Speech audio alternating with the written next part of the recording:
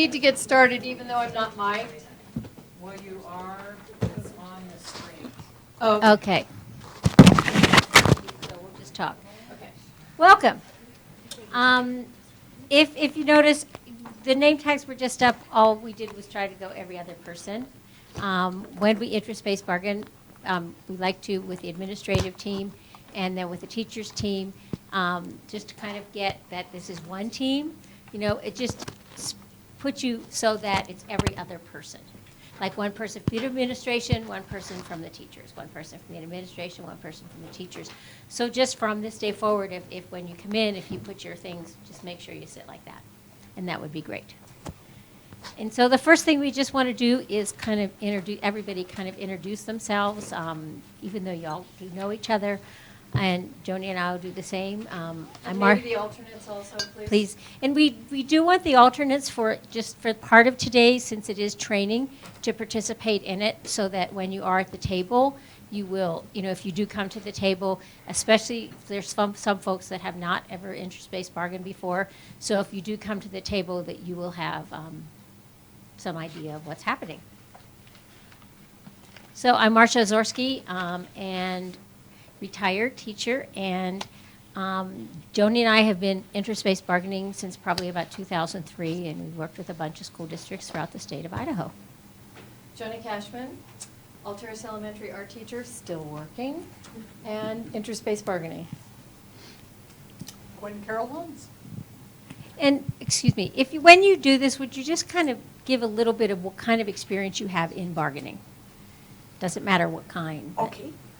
This is my third year of interest-based bargaining because the first time I experienced it was here. Previously, I bargained, I don't know what they call it, where you yell at each other.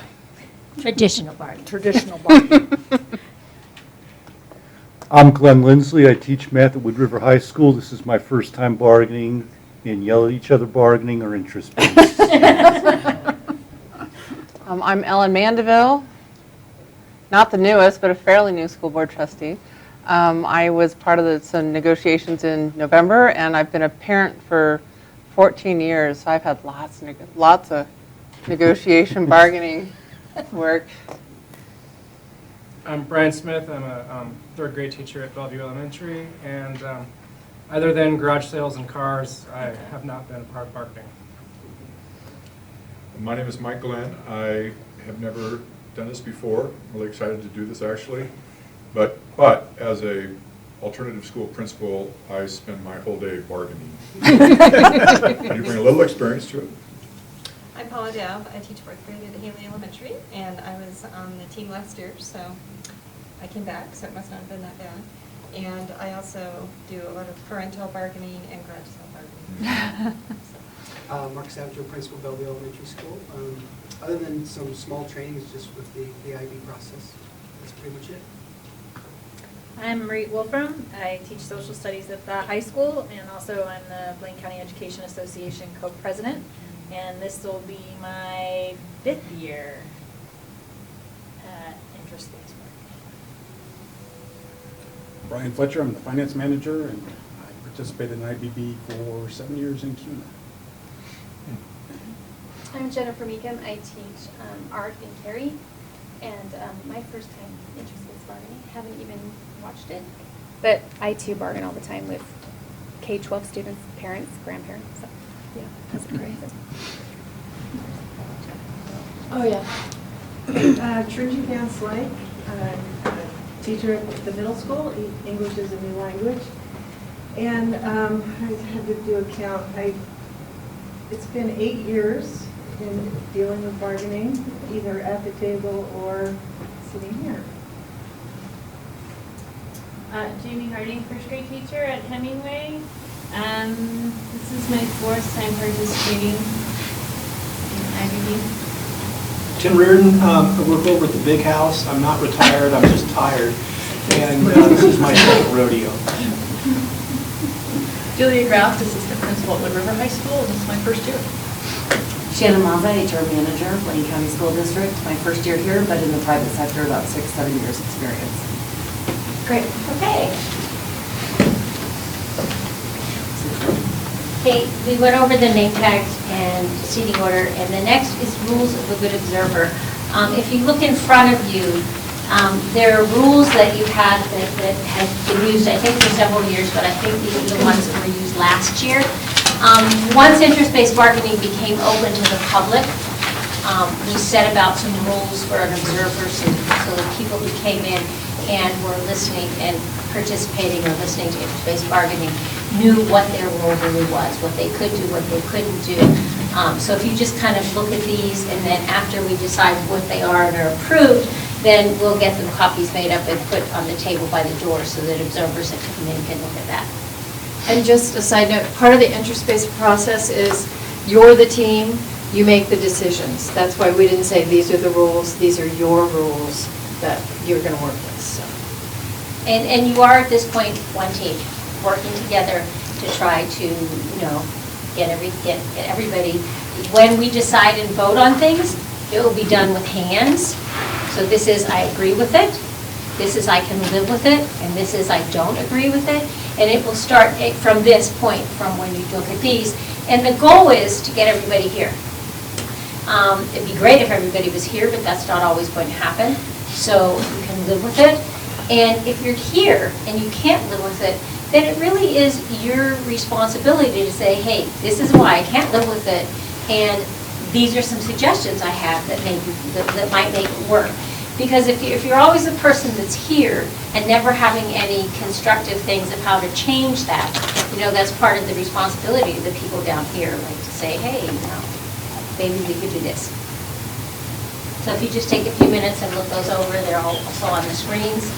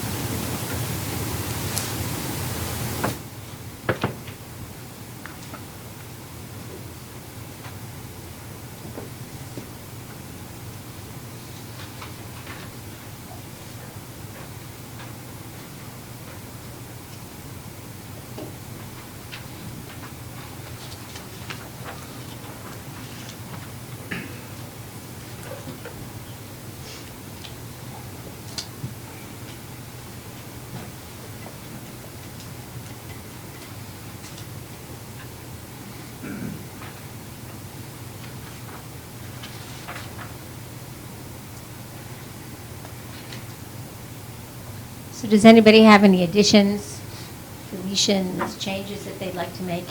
And Carol? I would recommend that we add that devices will be put on silent or something when they come in.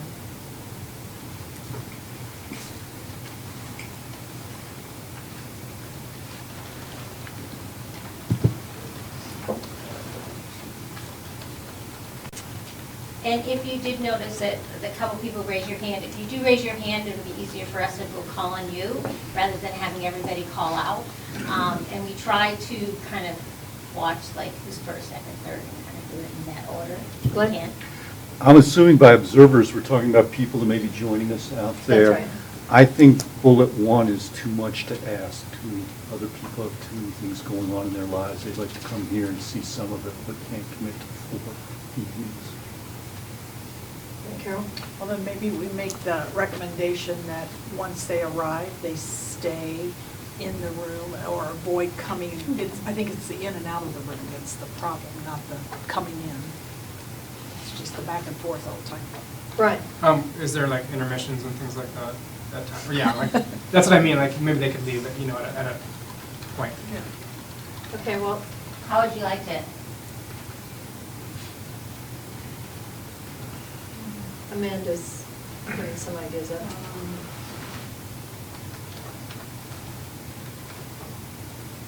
Yeah.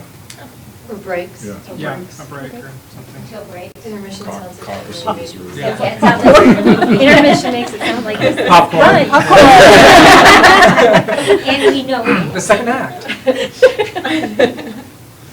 Just saying. And so then it would be to take the commitment session out. Is it, well, we'll put that, We'll we'll highlight include it it, at and the then end. you guys can agree or disagree or And make so if you like other that, fine. If you want to adjustments. change that a little bit, These are yours to edit and tweak. Maybe, could we say except at breaks instead of until breaks? Because that would be the same thing coming in maybe. Yeah, that's clearer. Except. Except at breaks. Yes, go ahead. Does that allow us to remove bullet number 2? Well, see, you're voting on these, so it's crossed out at the moment because that was your suggestion, and. So- But I but guess. what you're saying, you're talking. We ask all observers to be Yes. present from the beginning of each session. To avoid, okay, so that's another, So yes. that's kind of. We're still in the edit process. Yeah. Marie. Can we just say, we ask that all observers be present at the beginning of each session, however, understanding other commitments, and in order to avoid disruption in the room, people should enter and exit the room only at breaks. Does that take care of all of that? Yeah, take care of the whole. Just bullet.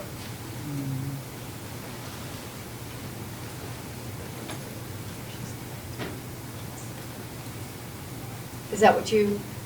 Yeah.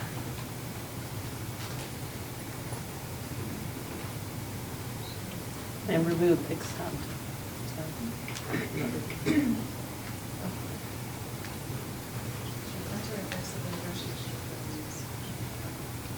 Yeah, move it, yeah, take accept out. Does that read it?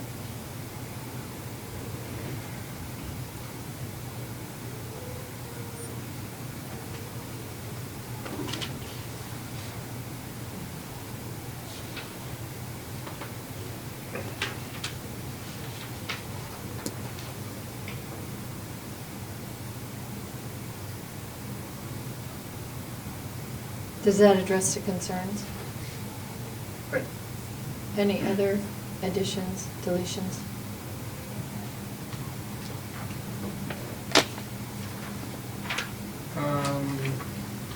Through this process, is that just me or is that spelled incorrectly? Down, one more line. That through. Yeah, you're right. O-U-G-H. That's the one. And when, if you scroll back up, Amanda, and then the one in red would be taken out, if I understand correctly, because we put it into the first bullet, the other bullet.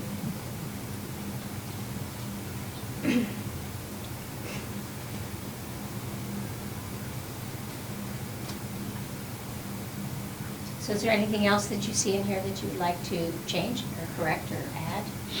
Well, Yes, I'm wondering on that same bullet point that Brian brought up is simply to clean up some of the, it's instead of saying that through this process it allows, to simply say that this process allows for.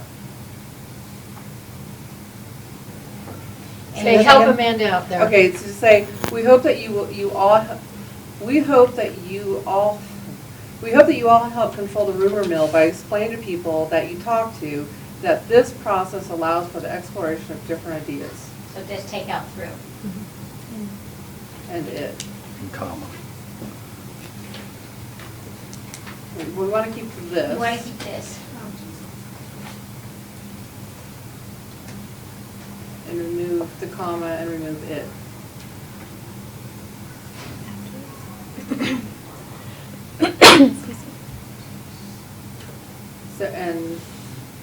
So I think we got rid of that. This process of exploration. So not after process. No, allows for the exploration of different ideas. Wait, we've got it. Yeah, it's in there twice. Yeah, Sorry, I so. shouted out. So this should be. Just that take- So this- just take that off. Yeah. Yeah. So this should be that this process allows for the exploration of different ideas. So just take, and then get rid of explorers down to, we've got a whole bunch. From exploration to from where the cursor is blinking to the next of.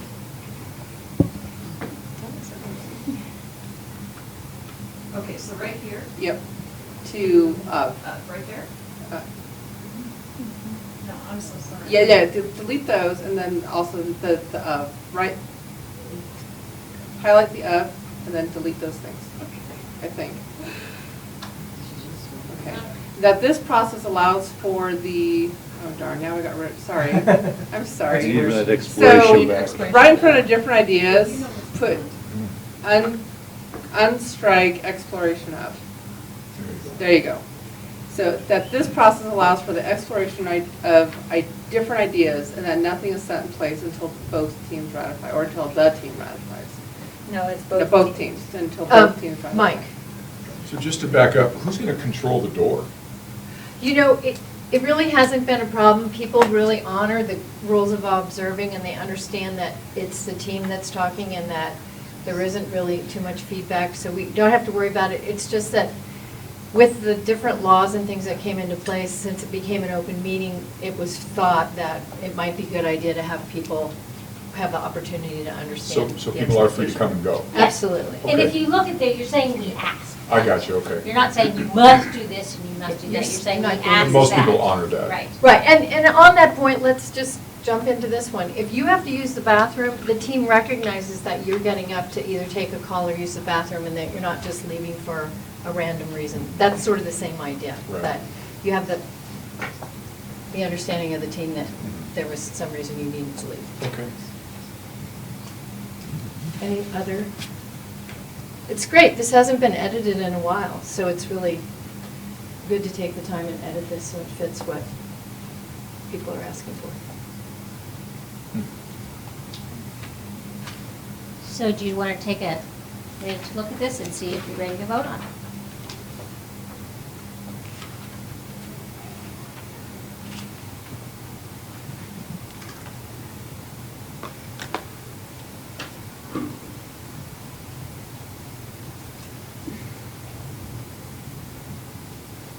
Could you please continue to scroll down? So if we're just saying to ask at the beginning, but third to last bullet says all ground rules will be adhered to by by everyone in the room. Kind of contrary. We're asking people to follow it, but at the bottom we're saying we will follow it. It's just a contrary statement, so. Well, you all haven't approved your ground rules yet. And do you remember that nothing is set in stone? So that if you find at some point, I think it would be easier to, when you look at your ground rules, and that's something that we'll do a little, like in a couple points on the agenda, that you can then see, do they fit? Because the ground rules might be things that you do want everybody to observe. Marie? So those last 4 bullets. Oh, never mind. There's just a giant space. It's Yeah, not it's just on a- my it's paper, just a and page so I break. was like, if they're not, okay. And I'll edit these and reprint them. Marie? Do we want to address Mark's issue, the all ground rules of the team? That way, these aren't ground rules, these are guidelines for good observers, so. Right. All ground rules established by the team will be adhered to by the team, everyone in the room. I mean, because if you look at the ground rules don't apply to the observers. They So- apply to us. So, and maybe you do or don't want that statement. I mean, these were made a while back. It could just simply be, all guidelines for a good observer will be adhered to by or are recommended to be followed by those in the room. Because it directs to another set of rules that are in a different group of people. is all. Okay. Good point. I mean, we can add that in and you guys can.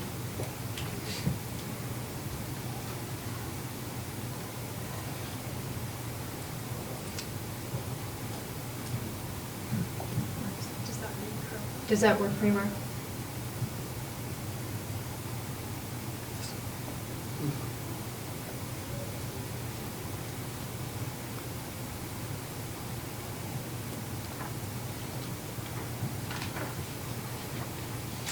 So are you ready to vote on these?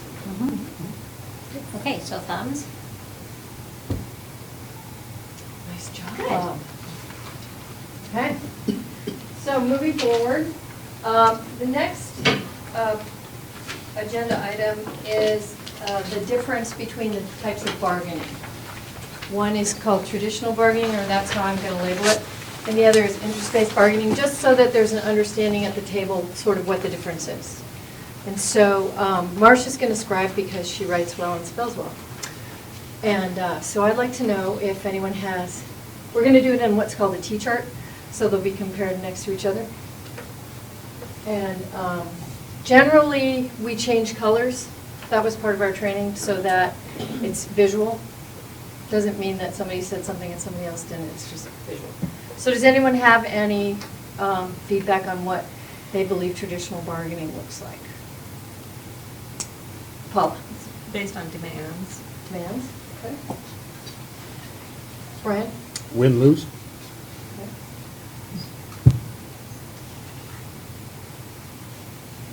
Power? Excuse me? Power? Power?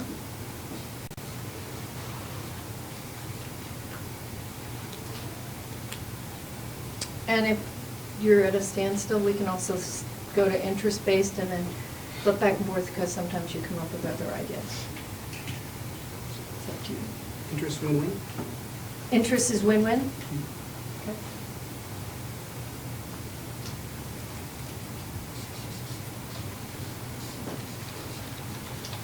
Brian? Under traditional hidden agendas?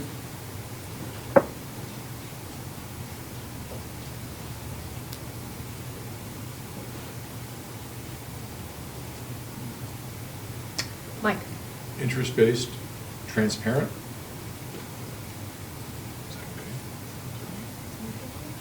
No.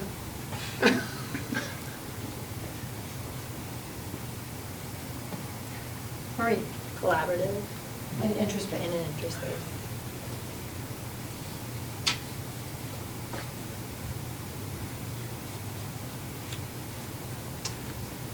Ellen? On traditional, it's 2 teams, or 2 sides, and interest-based is 1 team.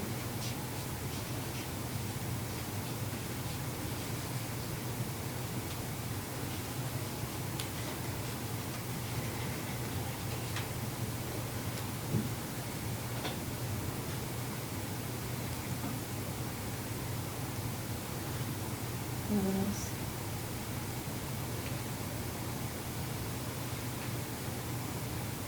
Anything else? Yes, Mike? Voice? And interest-based?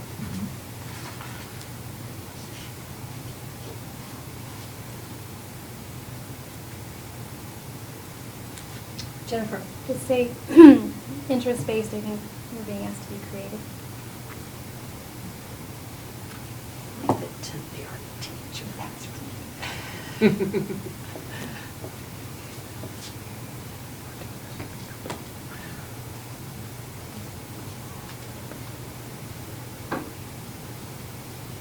And you know, sometimes in interest-based, creative is probably one of the hardest things to do, but probably one of the best ways sometimes to get to a situation like this, of thinking outside the box. And it might be really outside the box, but it might be able to be tweaked so that it is more manageable.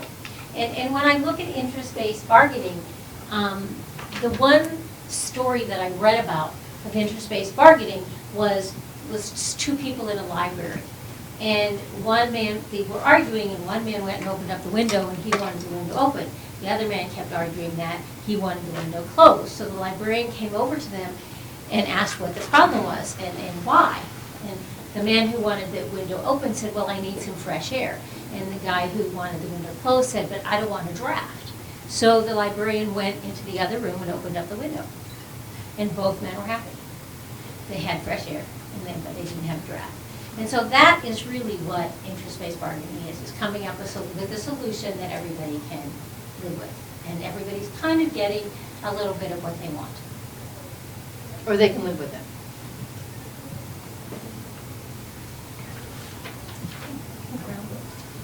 Okay, so in your packet. We're going to move on to ground rules. That's the next thing we have on our agenda. I mean, we can always add to this if necessary. So. And ground rules in interest-based bargaining are what you people decide that you can live with, and that everybody at your table is going to live with these rules. And it's kind of a lot of things based on mutual respect. And if you really look at interest-based bargaining, one of the things of interest-based bargaining is a mutual respect.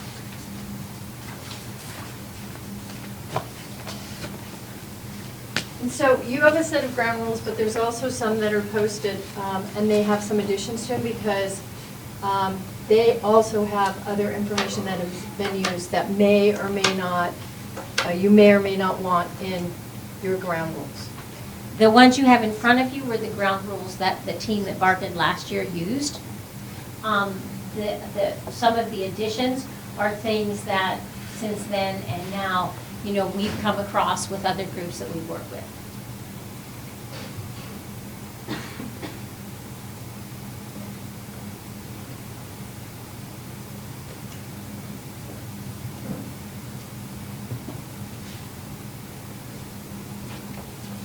Right.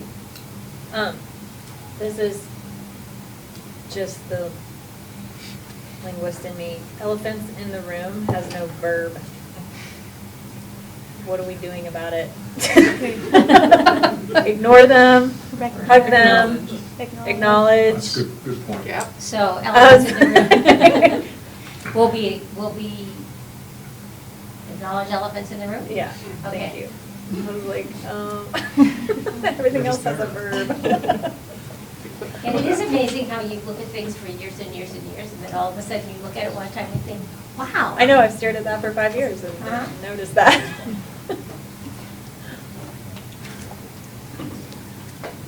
And maybe 9, Go ahead. maybe 9 should just be stay on topic and discuss the issue at hand, rather than the ing. Too much inging. And also discuss, make that discuss, just discuss rather than discussing in number 9.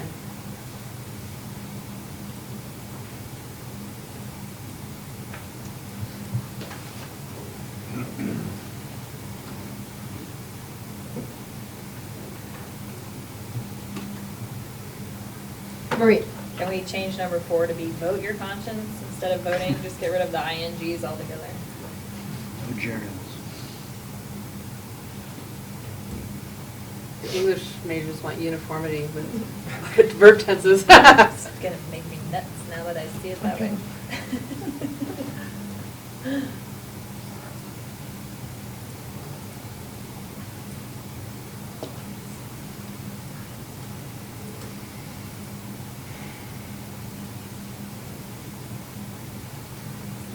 And for the people that are new on the team, if you look at number 8, when it says develop rules for a caucus, what a caucus is when people at this table feel that they need a break to meet with their team. It can be, and anyone can say, you know, hey, I think we need a caucus. And what the purpose of a caucus isn't so that everybody's always leaving here every 2 seconds, but sometimes it's easier, things are solved a little easier. You put forth all kinds of suggestions, all kinds of ideas. And you sometimes need to just go back and look over those and see what'll work for you, what won't work for you, how you can tweak something to make it work for you. You're also going to find sometimes that there's going to be people on your team that maybe sometimes you think, hey, you know, we need to pull somebody in a little bit and say, hey, you know, and maybe help them look at something a little differently. So that's really what a caucus is for. And so people that don't know. And a lot of times a caucus will help negotiations go a little quicker. Marie. Can somebody try to explain to me what number 10 means? Quality time for a quality agreement. Did that come out of the negotiations in the fall? Was that where where does that red stuff come from? And first question, and what does that mean? Some of it came from the negotiations in the fall, some of it will come with other districts. So if people had that in the fall, did you want to explain what that meant then? Because I don't know I what don't it means. remember it. I don't either. No? Was it something like, we're here to put in quality time to get to a quality agreement? That's my best guess as to what that meant. Or be willing to put in the time. Yeah. Okay. And if you, these are yours, if you don't like it, take it out. I don't. Nobody knows what it means. Yeah. Right, if you're not knowing what it means, then strike it out. And there's no verb. And there's no verb.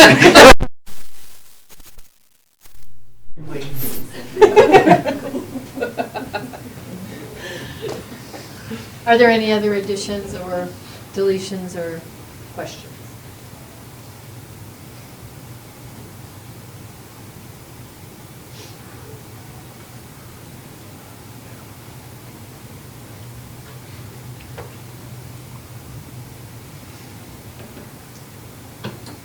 Keep in mind, these also can be amended if you need to add another ground rule or see something that needs to be, you as a team can decide, oh, we forgot about that and we need to add that.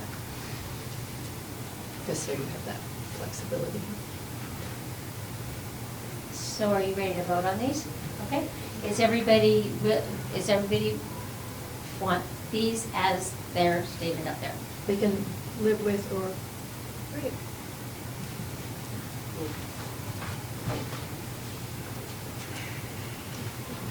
Okay, we're going to kind of change a little bit of what you have on your agenda, and the next thing that we are going to do is go into the check-in process. And the check-in process is something that we do at the beginning of each bargaining session. And one of the parts of the check-in, a lot of it is just like, who's here? You know, and is everybody here? And if someone has, we do things like, does anybody have to leave early? I'm not exactly sure what time you have this to last till tonight. But say at 6:30, I have to go somewhere. Then at the very beginning, and that's what we do, we check in and we see who's here, we see who's missing. And if someone's missing, someone can say, well, I know that Jennifer's not here because of da-da-da, and she either won't be here today or she'll be here at 4:30. Or like Mark says, you know, my child has a music performance at this time and I need to leave at 6:30 and I'll be back at 7:30, whatever it is, so that if someone just like at 7:30 walks out of the room, you know why they're really walking out of the room, unless it's unless you really like, you know, you have to go to the bathroom, get up and go to the bathroom and come back, those kind of things. You have a call you have to make, even if, like, say that there's a reason that, you know, your child's home by themselves. And you need to really, you know, keep your phone so that if something happens, you can go out and deal with it. So that's kind of what the check-in process is, so that everybody just kind of, if there's something that they need, just to say, hey, this might happen today. And then, well, then that's missing. So elephants are when we as facilitators sense that there's something that needs to be addressed, that is kind of underlying and maybe creating an environment that feels like we're not going to be able to quite move forward. And so you have an opportunity to say, I feel like there's an elephant in the room and I would like it addressed, and we'll do our best to help you feel comfortable, because the whole situation of interest-based bargaining is you are one team and there should be, and we would like, and that's our focus, is to have you trust one another, to feel comfortable to say, I'm feeling this. But at times, Marcia and I can sense elephants in the room, and we may say something like, you know, we're just really seeing, and do, you know, sort of a check through and see how people are doing and see if there is one in the room. And the one thing in this process, which is probably the hardest part of the process, is just having that feeling of honesty and mutual respect, that if I'm feeling this, I can say this, and this is, I'm feeling this, and this is why I'm feeling this, and everybody has to accept that. It doesn't matter how I feel. This is how I'm feeling. And as part of this team, if how I'm feeling is making a difference on how this process is working, then I need to say that. And then maybe people on the team can help me, you know, and to change that. But there's never should be any, like, that's stupid or, you know, those kind of things. Because what people, the hardest part about interest-based bargaining is the fact that you are really, you're doing it from the gut. It's your emotions there. And sometimes you've just got to say, hey, this is how I'm feeling and this is why. So that people understand why you're feeling this way. You know, there's usually a story behind a lot of things. And if you notice in the ground rules you just accepted, number 6 says that you will focus on the issue, not the individual. And sometimes elephants are developed because you're feeling like it's an individual situation and you're not comfortable. So again. So that is the check-in process, and we will be doing that. And then there's a check-out process, which we can go through in the end of the evening, but it's also a kind of a check-in to see how, if everyone had a clear understanding, if they're feeling good. We create an agenda for the next meeting. And sometimes during the check-in process, one of the first things that we will have would be, like, we'll have a question for you or something for you to talk about. You know, just to kind of open things up, or if we feel from the night before that maybe something needs addressed, to bring it out that way. And while we're in the check-in, is there anybody who has to leave early or has any things that they think they should get in case they, and we usually scribe that so that we know, okay, so-and-so has to leave early. And then there's things like food, you know, that's also addressed, whatever that looks like, you know, if there is food involved. Just okay, so we have a little simulation that we would like. Oh, whoops, sorry, jumped the gun. This is fun to see.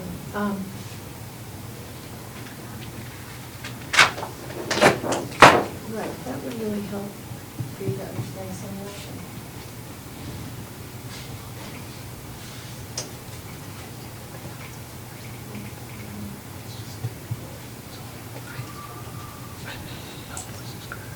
Okay, IB, there's really odd components of interest-based bargaining.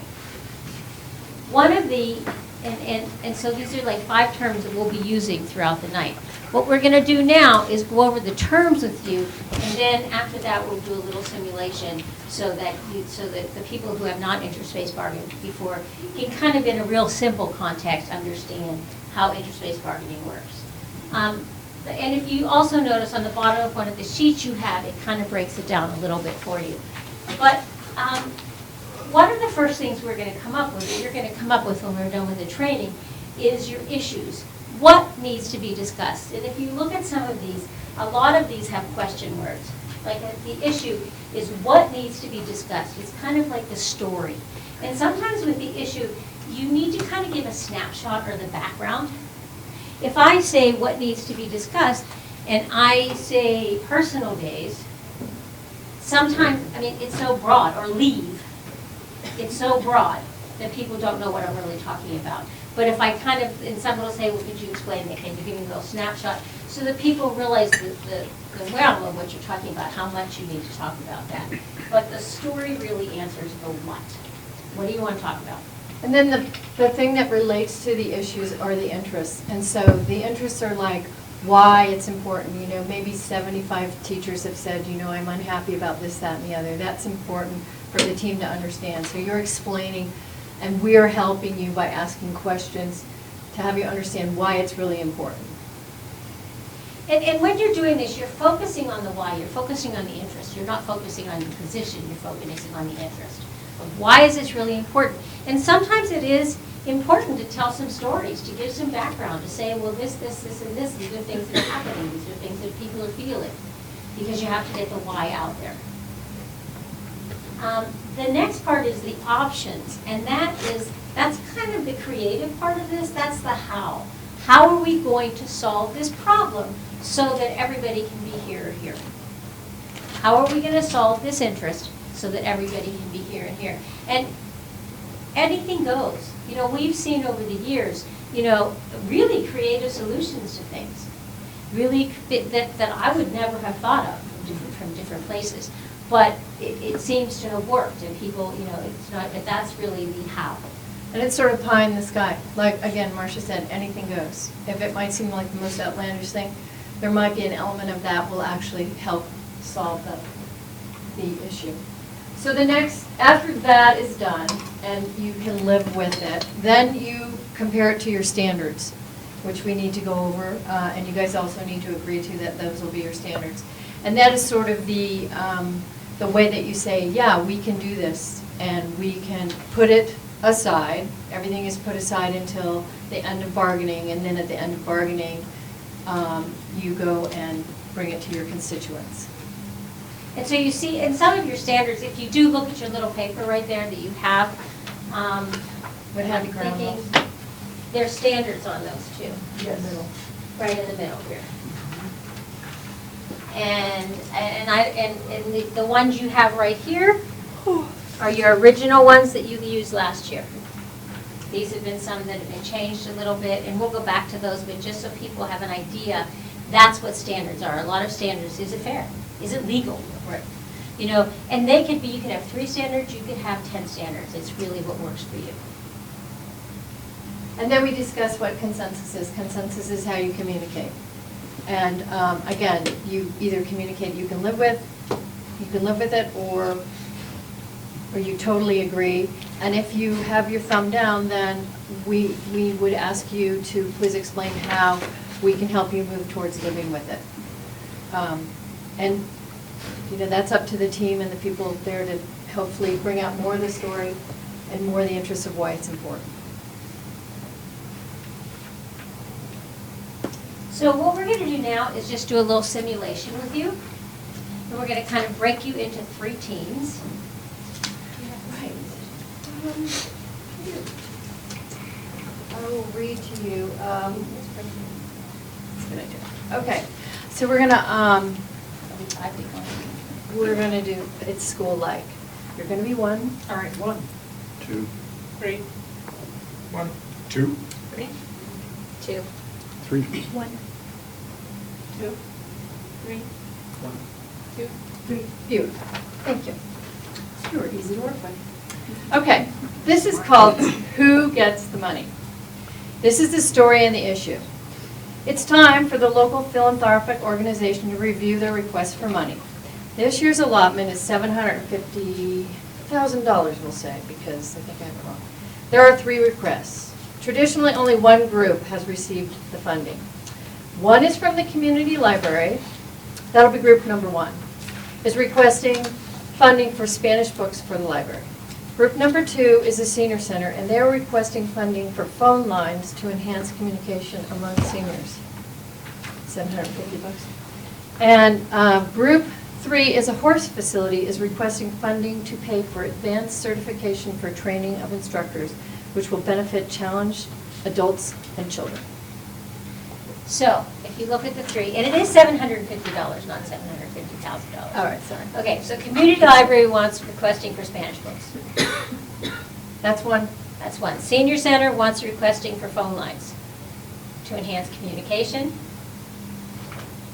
And horse facility wants funds to pay for advanced certification of their instructors. So your job is to break into your groups and decide what your issue is and how you can explain the why to this association, this philanthropic group, to get why yours is, why it's important that you get all that money, the funding. that you get the funding. And then we'll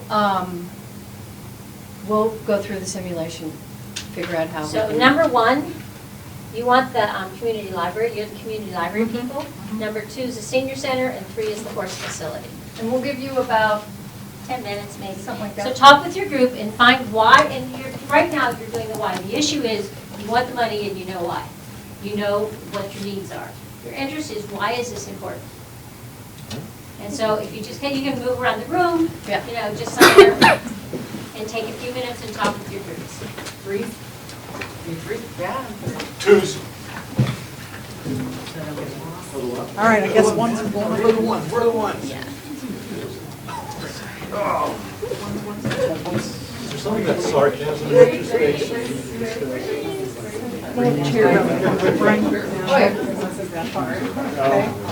Still really.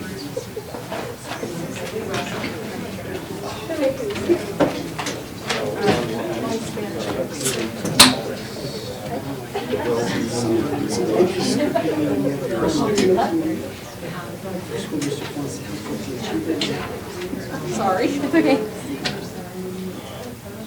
Somebody's taking notes.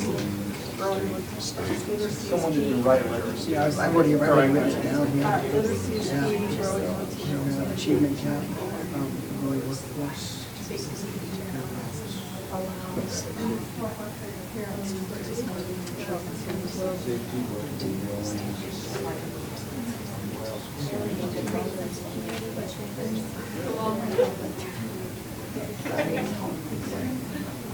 Do they still have those?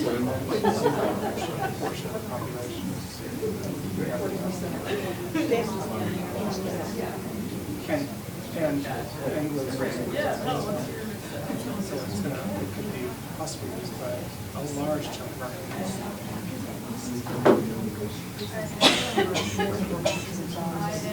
My life was like bracelet was like one of them more.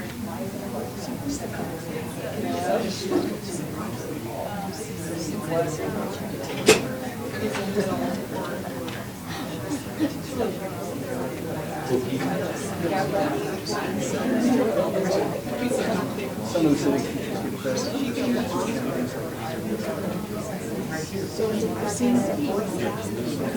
Yeah, that's a long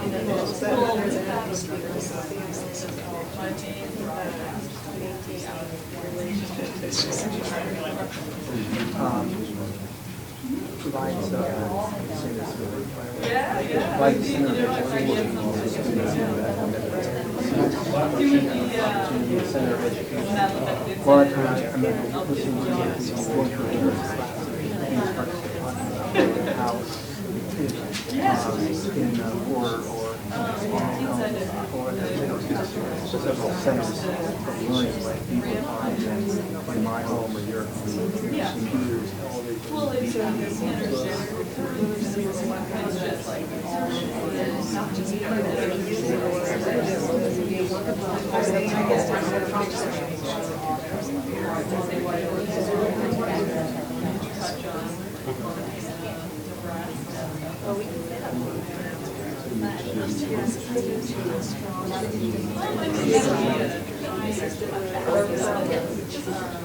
It'll, like, everything will like, it'll affect me as well, and it's especially, I'll be reporting.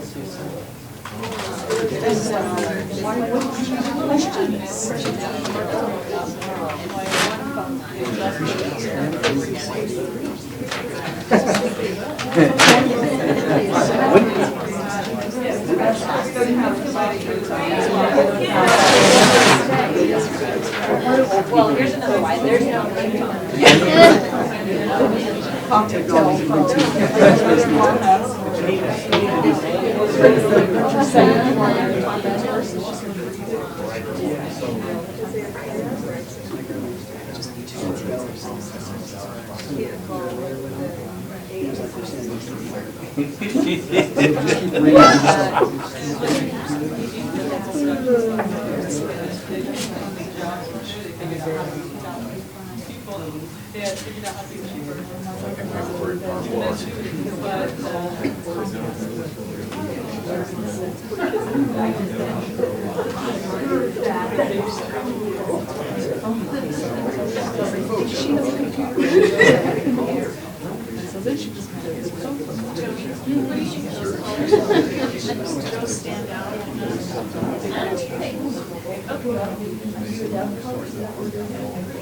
That was good.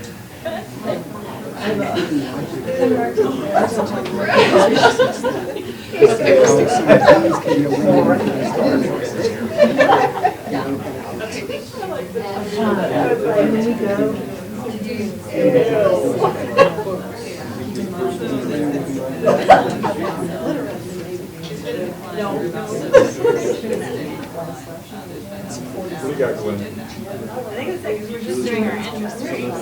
Yeah. Do we need to come up with a based on?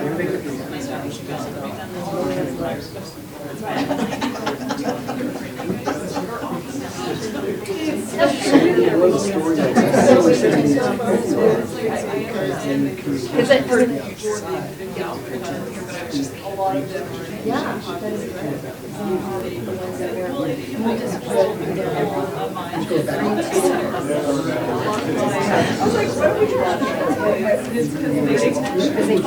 Good. Nailed it. Nailed it.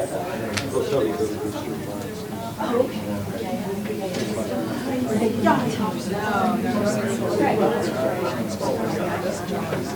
Yes, we backed it up, it's done. Not to interrupt, but are you guys ready?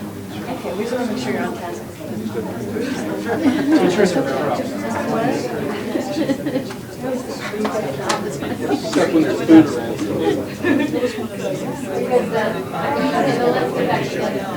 So if you all come back to the table, you all just come back to your seats. Can't hear anything with that.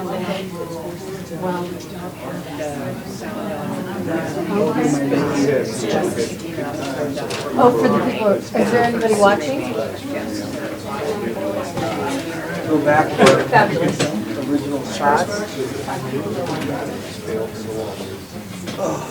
Who's been sitting in my? I'm just keeping it warm for you.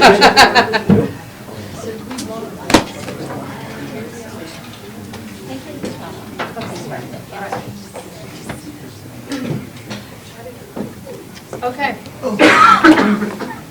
So this simulation, how this is going to work is the different groups are going to present their interests, because we know what your issue is, and then we'll surprise you with the next step. How's that? And bear with us, because this is the first time we've ever done 3. Usually it's 2, so I'll try to keep it color coordinated, but it's hard. Okay. Community library, would someone like to be a spokesperson? All right, I wrote them down. So our interests were, we have a growing Latino community. 2 is within our schools, we have an achievement gap that we're trying to close. 3. Whoa. She's only got one. Oh, sorry. Sorry, Not typing. I thought she was on 2. She's switching colors. There's an achievement gap. Okay. We have a growing workforce. A growing? A growing workforce that needs literacy.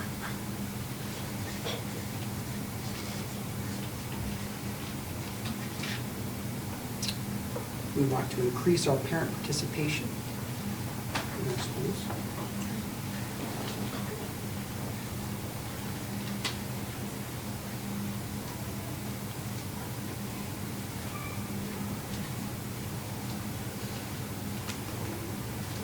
It's in our interest to create a sense of community.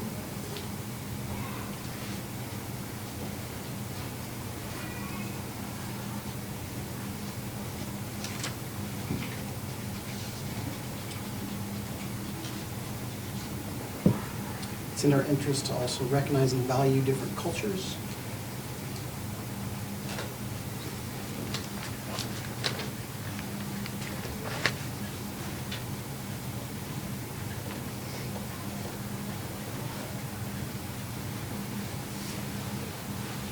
And then we have an interest to provide an opportunity for creating a center of learning for our community. You just say, create a center of learning.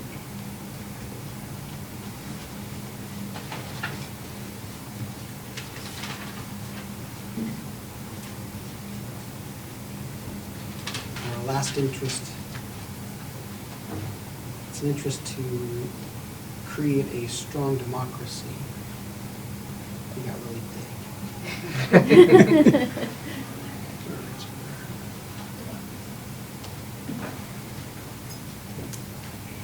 That's it. Someone from the senior center? I'll go. Okay. We need the, first of all, WeBN to the first group there. The issue of safety, phone lines.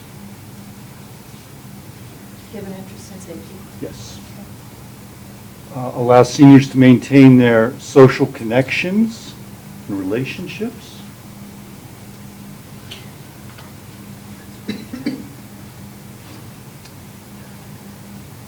Avoid loneliness.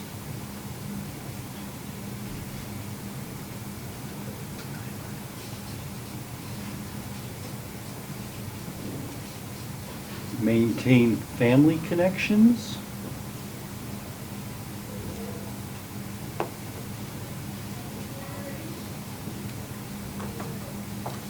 Estate planning.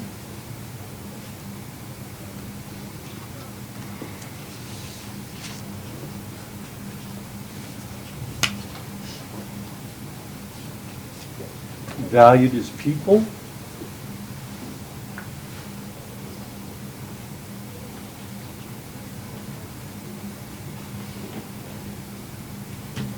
And dating.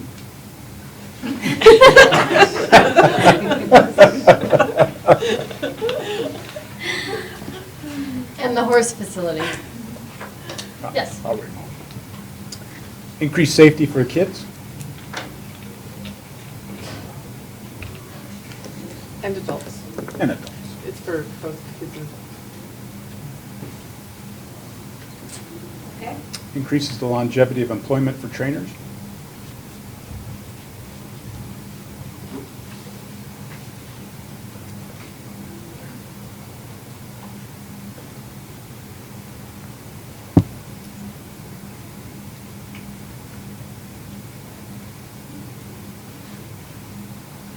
This one's a little long. Financially responsible so that we have fewer accidents and lawsuits. Lawsuits, is that what the last thing you said? Mhm. Fewer.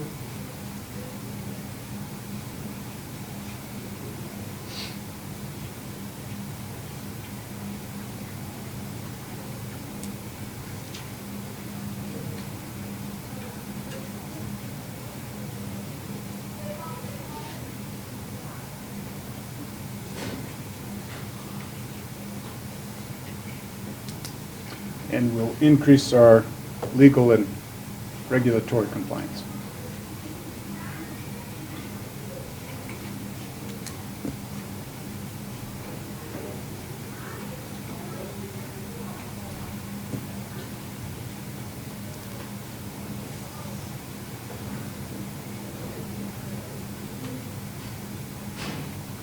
Are there any others? That's it. Okay. Oh, maybe one more. Oh, We had some more, we had the long-term gain for the entire community by servicing the neediest members of the community and integrating them with the community.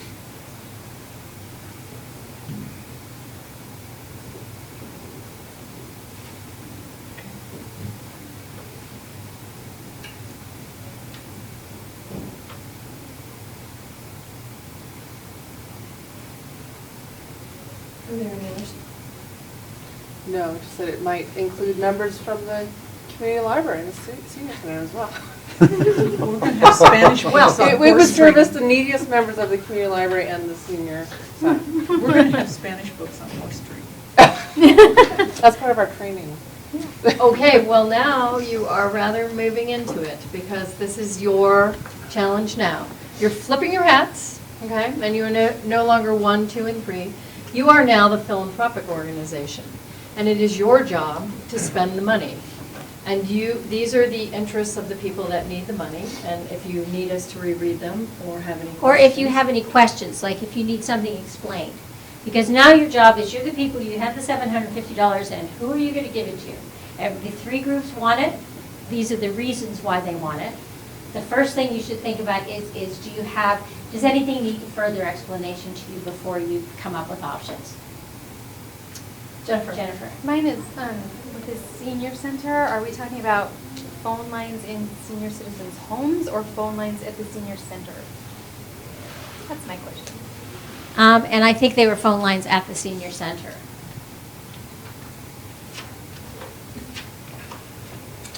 You know what? That's pretty open-ended. Okay. It's very Yes, open-ended. Maureen. That's It's actually a senior living facility. With phone. With phone.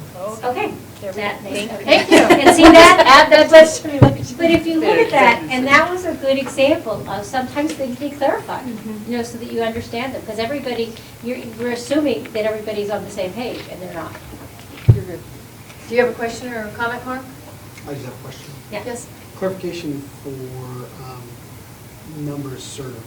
So looking at senior center for phone lines, specific cost, how many phone lines, how many people does it serve?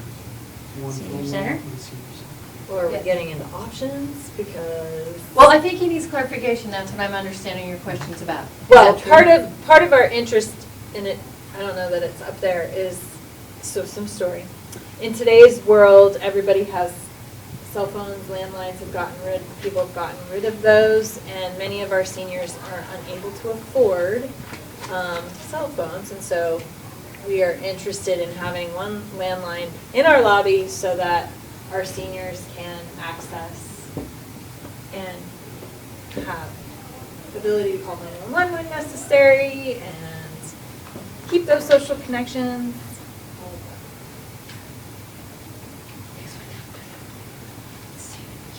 And I just made that all up. Yes, you did.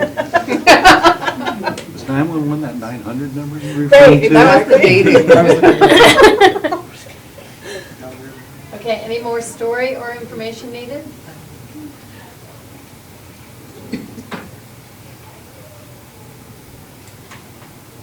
Okay.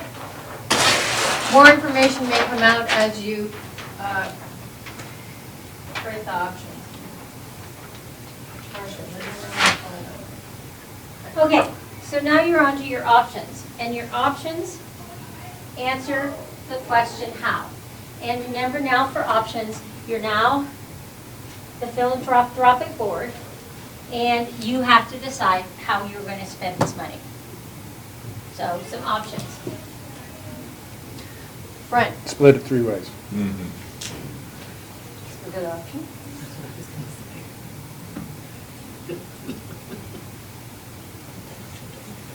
I don't remember exactly what was it was a community library being built. What was happening? What's happening at the community library? What are they asking for?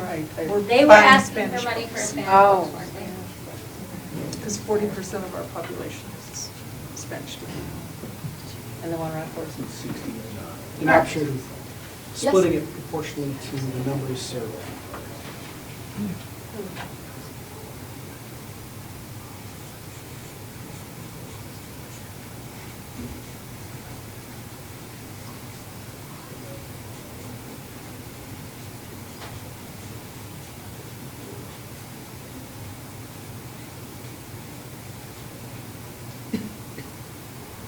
Any other options? Yes. Have the 3 groups submit proposals with estimated costs. You might have enough to cover everything without being arbitrary about it. No, options are options.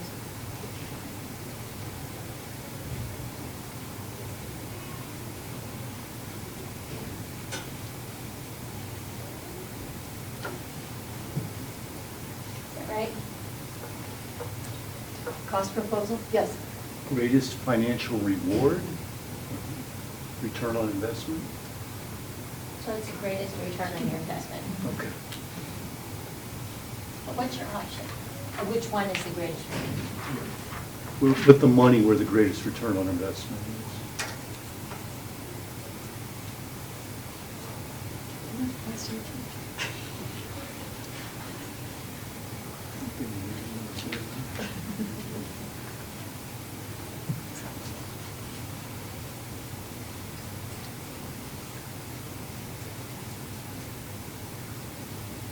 Anything else?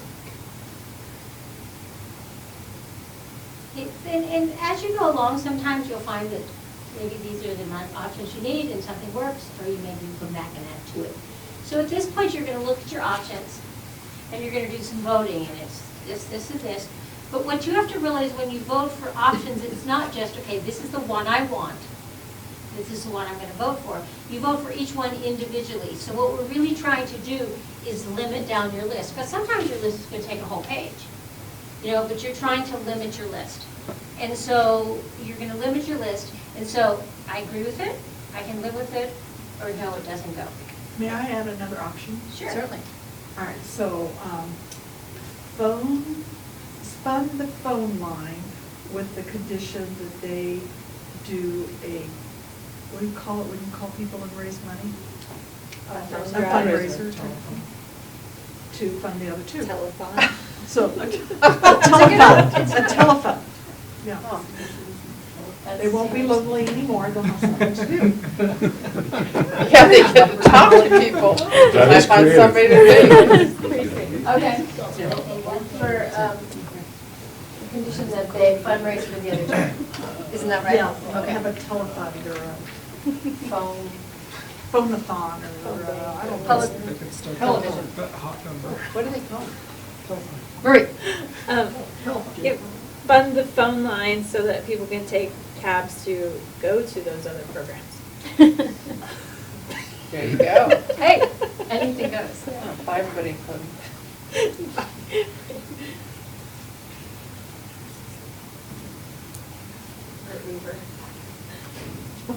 Yeah, or do cabs exist anymore? I don't even know.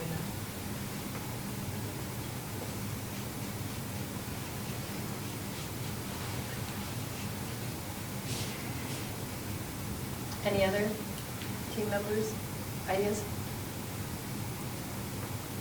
Also keep in mind that at some point, you can also combine options. That is your opportunity also. So if you see two that you can live with and go, oh, if we put those two together, so that's another idea. And the other thing is sometimes once you begin to eliminate some, then you begin to see more, okay, well, maybe I can combine this and I can combine this. Any other options? Okay, when you vote for these, please remember, you're voting your conscience. You're not voting like what everybody else, like, you know, on your team is doing, or from, you know, you're voting what you feel on this. So, and remember, you're doing each one individually. All right, So- first one, split the money 3 ways. Okay. So if you look around at everybody, there's some down ones. So at this point, we're going to take that one out. And you guys in the back are still part of this, so I have to. Got to vote. Okay, splitting proportionally to the number served.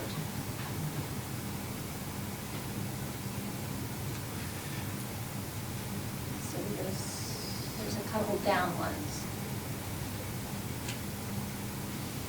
Okay. Each group submit a cost for their proposal. Okay, that's still on the board. Find the one that has the greatest return on the investment is where you should put the money. Okay. Okay, there's some downs. Fund the phone line. With the condition that they fundraise for the other two, like a telethon or something like that. Okay. I know, guys. It's gonna take a long time. We have some downs on that one. And you can fund the phone line so people can go to the other places. Okay. So, We need more information. So, but that would be part of the philanthropic group's decision to say, we need more information to understand how, what it's going to cost. Because as someone suggested, it maybe won't cost the whole lump sum that they were asking for. So at this point, you would look at your options and see if they met the interests of each group. You go through them and make sure that they met. I mean, you're not going to have 3 groups ask, this is just a simulation. And then you would check your standards and see if they fit the standards that your organization has established. And that is basically, yes, Marie. So, did we adopt the standards yet? No. Okay. And we didn't do standards yet mainly because the standards that you might come up for this are going to be totally different than the standards you would come up with for negotiations. And so we didn't adopt the standards yet. But we wanted to go over, that would be your next step. And at this point, you really probably weren't even ready to go to the standards because you needed to get your cost back. But that's kind of, just kind of a little bit of interest-based bargaining, kind of in a small way. And you had to create a process where you came up with things that would like, really? But, give it a go, give it a try. So at this point, if you would like to look at your standards, I think that's. And there are 2 different standards. There are standards, the standards you have in front of you, I think on the paper are the standards that you had last year. The other standard, we just took some and made a few additions. Just, over the years and over the time when we work with other groups, sometimes we come up with something with another group that kind of, there's a lot of terminology in the standards that for the people who've been doing this for year after year after year, that gets really hard to put down in the right wording or to say what you mean. And so sometimes when we find something from another group that we feel that could be beneficial, we put it up there just to kind of help you out as a guideline. But these are your standards, so you need to do what you feel is good and workable for you guys. It's not what anybody else did, it's just,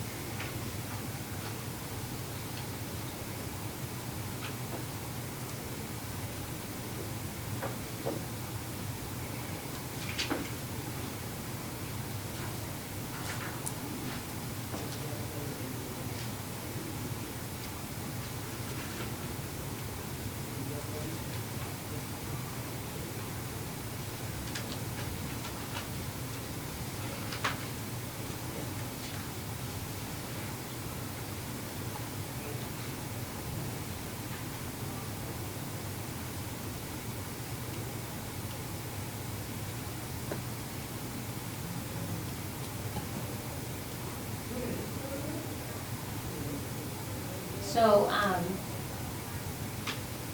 any additions, takeaways? I have a concern with number 7. I'm going to guess at some point in time we're going to be discussing some complex things, and I have a problem with the word easy. I'm wondering if it should be something like, is the language clear?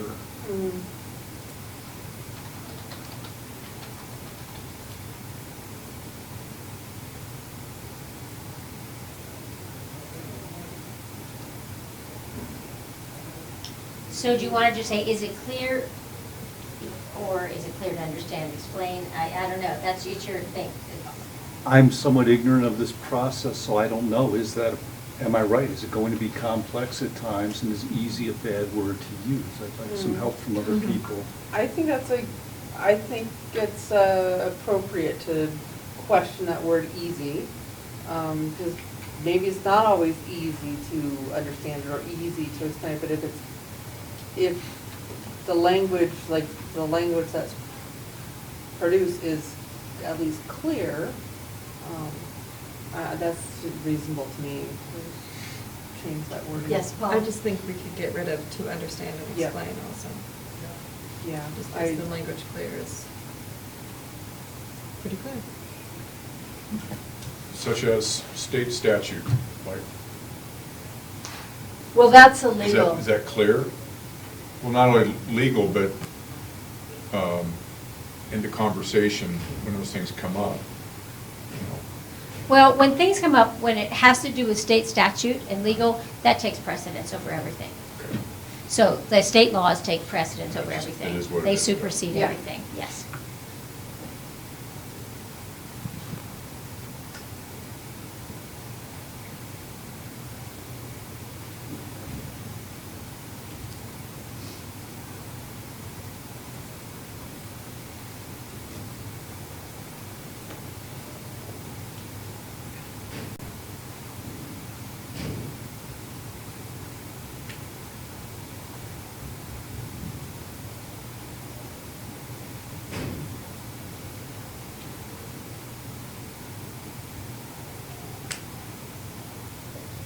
Any other comments? Would you like to vote on these? Okay, let's do it. Great, nice job. So Amanda will make all the changes and then you'll email the team? Great. So the next part of bargaining is kind of, at this point, the training is done. We wanted to do a brief training so that everybody gets an idea and just have you kind of get into now the interest-based bargaining. Before we do that, first of all, are there any questions or concerns, like now that you've seen the people, especially who have not done this before, if you have any questions, concerns, and even if you do it along the way, like, please say, I don't understand this, this doesn't make sense to me, is this, you know, just, anything goes and nothing wrong, so don't be embarrassed that, like, you know, everybody's been in your seat before, first time they bargained, you know, and it's a learning process for all of us. So the next really is the scope of your bargaining, and it's like, and that is 520. And what we would do at this point is, unless you guys need a little bit of time, but decide, okay, what issues need, which one of your, what are the issues? What needs to be talked about? And usually the way we do that is, you know, we will just kind of scribe them. And Amanda, after the scribing, is for when we get to each issue, she's going to kind of do it a little bit more on the computer than doing it all on the chart, because we found that that kind of works a little easier, especially because she's so good at what she does over there. She and Jeff, that, you know, they can. But so, and what you've really, and so there'll be some issues that there'll be some issues that the school district wants to talk about. There'll be some issues that the issues that the teachers want to talk about, and so we'll just kind of write them all down. See if we need to do any snapshots of kind of explaining, because some of them are just a little tiny thing, you know, explaining what they are. And then the step would be at that point to organize them in, like, which couple do you want to tackle? What do you want to tackle first? You know, you also look at that and tackling, like, you know, some things you might not want to tackle till next week because you might need more information on it. And also, sometimes we put together combining interests. Not that they're the very same topic, but they're under the same umbrella. And what that does is that speeds up, you know, how many you end up talking about. But they will all be listed so that we can refer back to them and say, oh, that one was taken care of during this point in time. So are you all ready to do that? Do you need to take a break? What's the deal? You ready? Okay. And so, like Marcia said, we'll go the admin and teachers, the teachers and admin, and back and forth.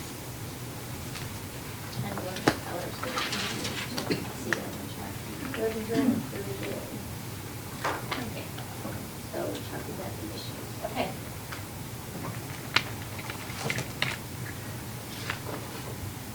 Who would like to do that? Salary and benefits.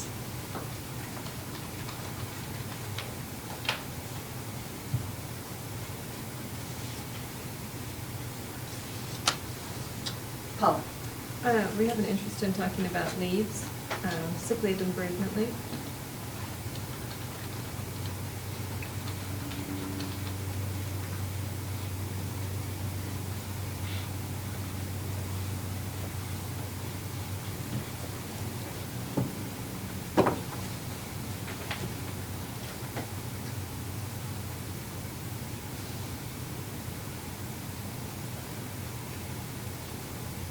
Ready? You guys don't have any others? No. Notification of vacancies. Hold on. Please.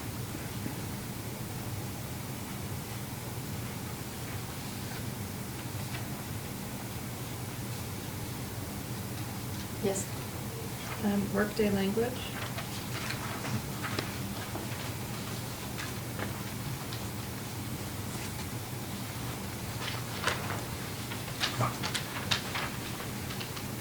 Calendar committee. I'll just read them.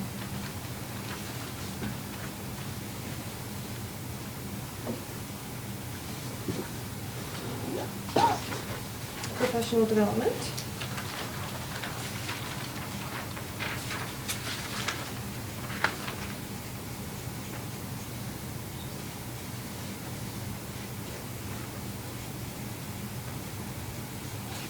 And elementary lead teacher.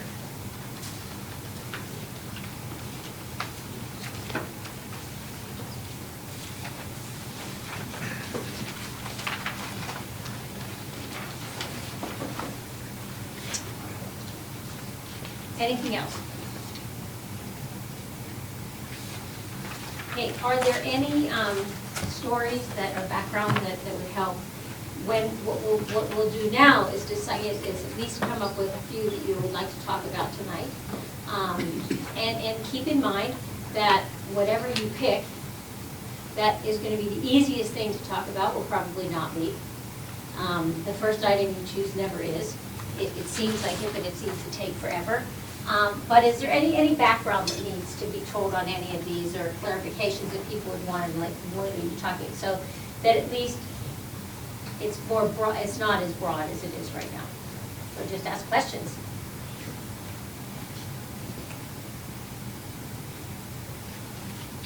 I'll break the ice. Calendar committee. Is it Somebody like- want is to it- tell a story is on it that one? language in the calendar, or is it function of the calendar committee, decisions of?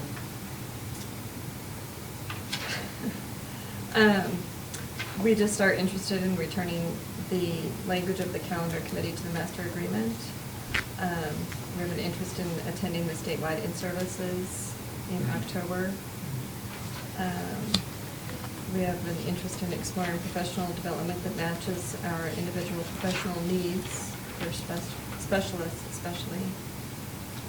And we have an interest in validating the decisions of a district-wide committee.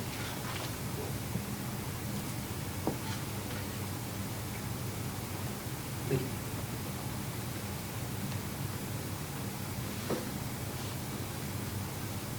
Does anyone have any other questions or story behind the issue? Oh. I'd like to understand what's being the elementary lead teacher. Right. So we had an MOU last year that essentially created that position. And it is our understanding that that's being paid, those positions in buildings is not one, but that it's being paid from the leadership premiums. But we're not finding anywhere the language with regards to that position. We wrote job descriptions and I don't know where to find them.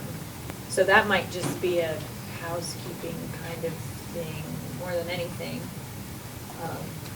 Because we're like, okay, we had that committee and we made those positions and the people are doing it. So it's kind of, where are they? Yeah. How is that encapsulated? Yeah, like where would I find that? Where would you find, what's that, the job The description? job description and how that, yeah, just the language of all of that, where is it? Because we wrote it. Are there any others? Ellen? Notification of vacancies? I was just gonna say, on that one, it's really, feels like it's random of what jobs get posted in district, what jobs get posted out of district, the timing of those. It feels like we do have that written somewhere of how that's supposed to be followed. Doesn't always seem to be followed the way it's written. Did you have anything to add, Glenn? No. Okay.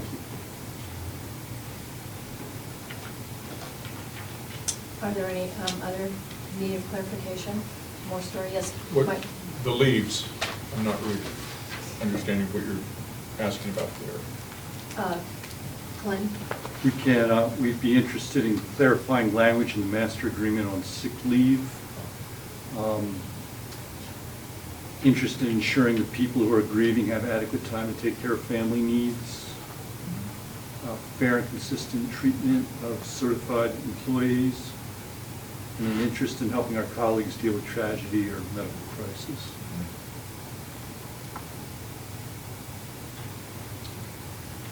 Any other? Just Go ahead, workday Mark. language. Is there specific items within workday language that can be fairly broad? Right. We'd like to define the workday. So, yeah. Right now, it's a half hour before, half hour after, and there's language that said that 2.5 hours would be added to elementary. I think that language needs just a little tweaking. Stronger language for the elementary, or? Let's like to look at that language as a team. And I just want to bring this up. Keep in mind that as you're working through these, if something else were to come up that you realize, oh, really, we should talk about that also. As a team, you have the option to decide, yes, we are going to talk about it, or no, these are all that we've decided to talk about. You know, so that's the team decision, just to give you some information for the new people that have not participated. Am I making sense? So if something comes up, then we would agree as a team that it would be discussed then? If it came up and someone said, oh my gosh, yeah, that really needs to be looked at, but it can't just be added to the list, you as a team have to agree that yes, you're going to address it, or you're going to say no. You have the option to bring the issues forth at the beginning. Yeah. So this list is important, it's going to drive the... Yes, sir. Okay. Brian? So the professional development piece, is that part of the salary and benefits, the benefits portion, or is there more to it that it's exclusive Does of someone that? explain that a little bit? Well, it's in, for example, Workday is in salaries. It's under that article. We would like to talk about that separately from, and PD separately from our discussion about salary. And is there any more of the story, like for professional development at all, that would give people a little understanding? Professional development, just, I think part of some of the experience that people are having now is that they want to have the ability to make sure they're getting adequate credits for recertification, and also having adequate opportunities for professional development that they need for their professional growth, while at the same time meeting the needs of the district. So there's some conversation that we would like to have around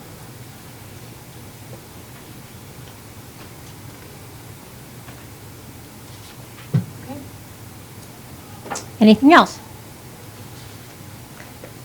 So what you need to do at this point is kind of look at these and decide as a group which one you would like, which maybe one or two, that you know, a couple that you feel that you want to tackle tonight. Yes? I have just a question. You recommend we start with the easier ones tonight? No, I recommend you start with anything you want to. Okay. Because the bottom line is, you think it's easy. But if most times the easy one, it takes hours. Well, with that, I would recommend we start with salary and benefits, just because last time there were conversations about health insurance and stuff, and we needed more information, and we were running up against the end. So getting those questions on the table so that we can prepare for them. Marie? I would like to not start with salary and benefits, and I would like to leave that to tomorrow if at all possible.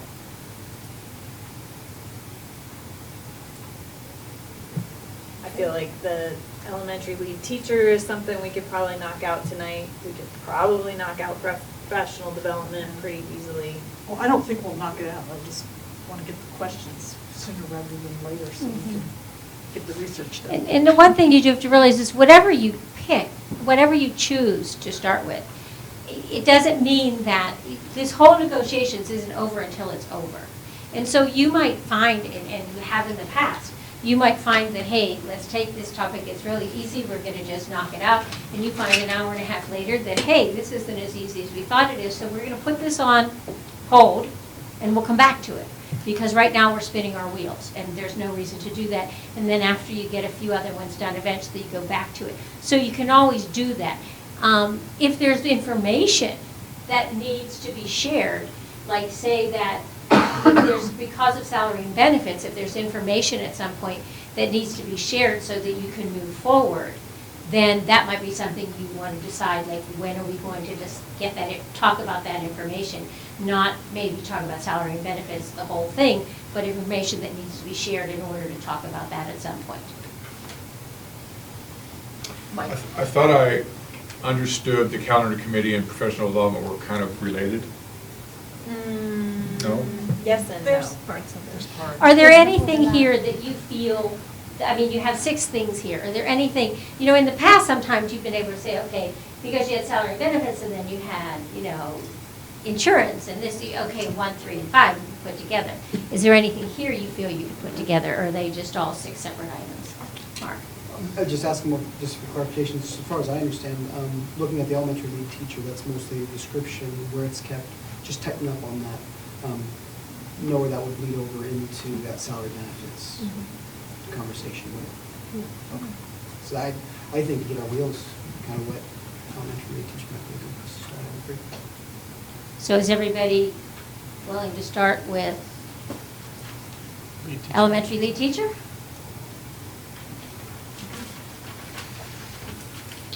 Okay.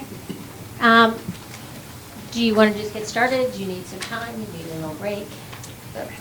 Okay, restroom break? Okay, so what, about 1:45? Like 10 minutes? How's that? Sounds good. Okay. Thumbs up.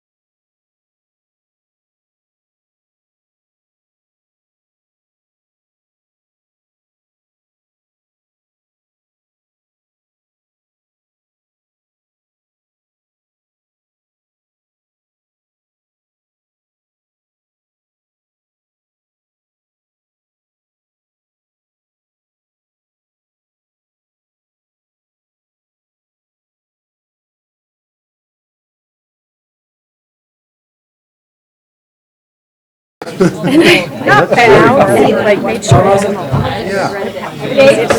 Take good students to that AP class. Good, right? You gotta love those little humble ones.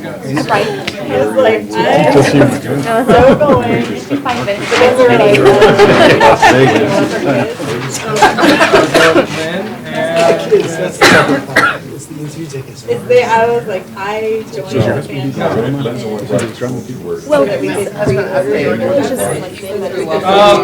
I used to.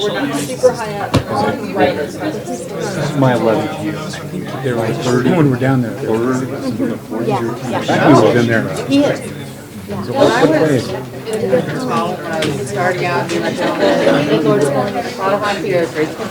now I'm like, what? I don't know scope necessary. I love to do like, I'm not gonna. Yeah, so that's I really appreciate, no, I'm really not. And basically. So that's why I'm a very, so I really appreciate it. And I don't want to do the job, so I really appreciate people who are good at Trying to get working as waitresses and waiters. Okay, we are ready. I know. All right, so this time we're going to try to make it a little bit easier to kind of save on paper a little bit and like make it a little easier to read, and let's just see how it works. So as you come up with the interest, Amanda's going to write them down on the charts, and she will kind of color code them too so that we know. So the issue is the elementary lead teacher.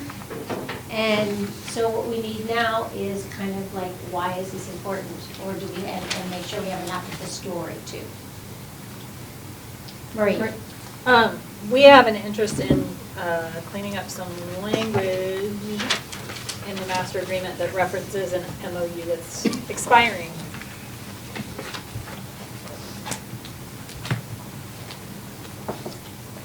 And for people that aren't sure what an MOU is, an MOU is a memorandum of understanding. It's a one-year addendum that is added to a contract, and it lasts for 1 year, and at the end of that year, you have to look at it. You can decide at that point to keep it as an MOU, you can decide to get rid of it, or you can decide to add it to the contract. I mean, there's all different kinds of things you can do with it. But they need to be looked at because they're only a 1 year thing. And usually it's where you're trying something out, and you want to make sure how it's going to go before you actually put it in the contract. I'm sorry, Rick, did you say which one it was? You said there's one in there. So in Article 10, under extracurricular supplemental salaries, it says specifically elementary lead teachers shall receive a stipend as per the MOU. And then when you go to the MOU will continue until negotiations in 2017, 2018. And then that language in that MOU is specific to the committee to create the job description, which was done and was great. So it's mostly just that part. So would you look at those as two separate issues, or would it be, or is that going to come out in the lead teacher conversation in the first interest? Yeah, I mean, I think that's it. That's pretty much our interest. That would be That's- all together. Yeah, that's it. So if you're interested in cleaning up the language and then adding it to the contract. Okay. So an interest in cleaning up the language and then adding the and, so it's probably the same interest adding it to the contract, right?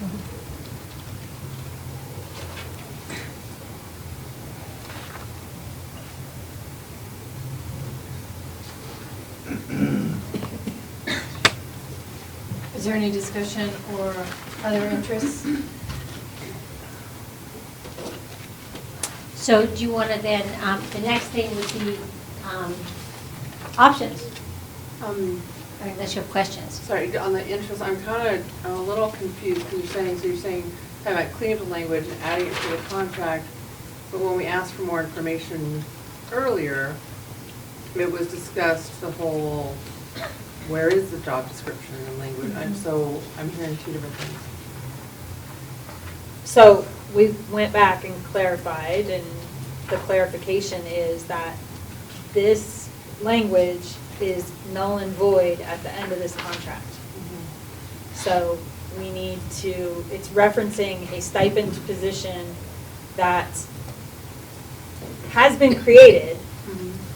You're pointing to page 16, right? Wait, yeah, I'm sorry. Page So look at- 16. Yeah, look at page 16. Under Article 10, extracurricular salaries and supplemental salaries, the last line before the, says these contracts do not constitute a property right. It says elementary lead teachers shall receive stipend as per MOU. So then you go to page 20, and that's the MOU, which expires upon the completion of this contract. And the MOU primarily only addresses the creation of the committee to determine the job description, and that was done, and we have job descriptions. It was a lovely committee that the elementary teachers had a lot of input in, and it's head up by Thad Biggers, and I believe the people are doing those jobs, 2 per building. So we need to figure out some language other than as per the MOU. Unless we're gonna keep having that committee and keep rewriting the job description and writing another MOU for next year. Sounds like you have an option. Well, I need some help with Okay. that. And I'm gonna look to this team because I was having, as good as I was with verbs earlier. The elementary lead teacher shall receive a stipend as per.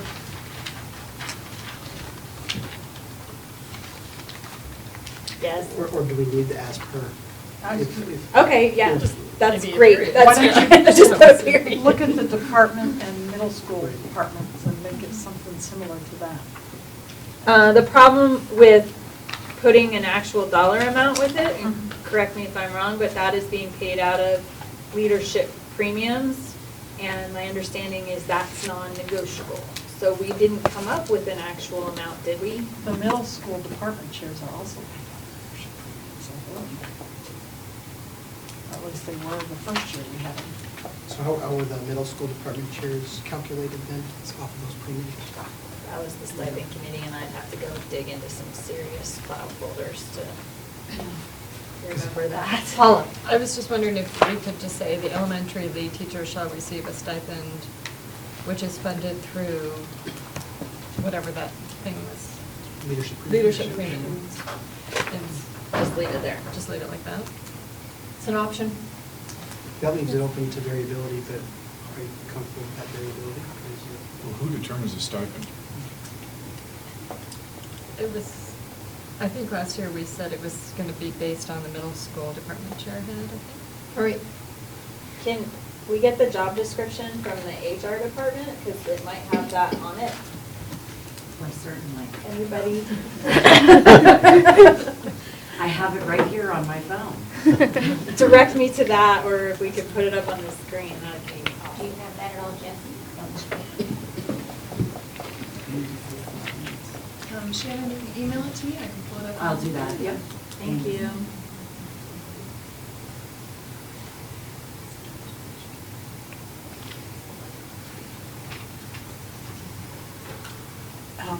Do you know the name of somebody who's filling in that role? If you want to, Brian, could you pull up a person and see what they're being paid right now? You could pull up Debbie Drew. Last name? Drew, D-R-W-I-N.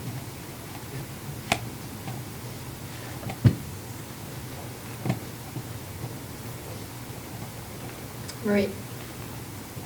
I think I would like to split that into 2 options. Shall receive a stipend, period, and then the second option, the elementary lead teacher shall receive the stipend funded through the leadership premium.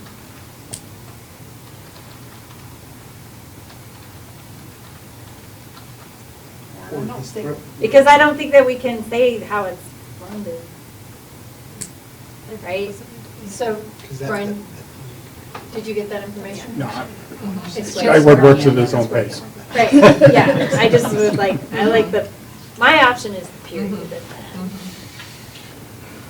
Okay, so it's your option, so what do you want it to say? The elementary lead teacher will receive a stipend, period. Yes, Okay. that's my option right There's there. your option. So take out, Amanda, take out through the leadership Do you agreement. want to keep? Just take out the second one. No, take out the last 4 words. Well, the Then second the one same. is the same. Oh, they're the same, so take out the second one. Is that right? Okay. Yes, Marie. I'd also have another option to,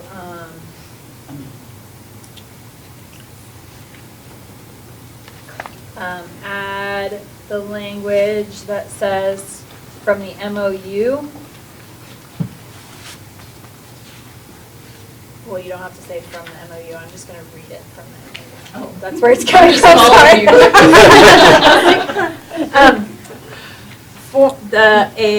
Form a committee of elementary teachers and principal to select the elementary lead teacher. The principal will have the final say if necessary. Or I would just say, get rid of the if necessary. The principal will have the final say. Okay, form a committee of elementary teachers and principals. And principal. I think she's got it. Because it's not a committee of principals, it's not all of, One school. it's per school. Okay. Yeah, and all the elementaries have one principal. so. And to make principal that not plural. The principal has the final say, is that what the end of your Yeah. option was? Yeah.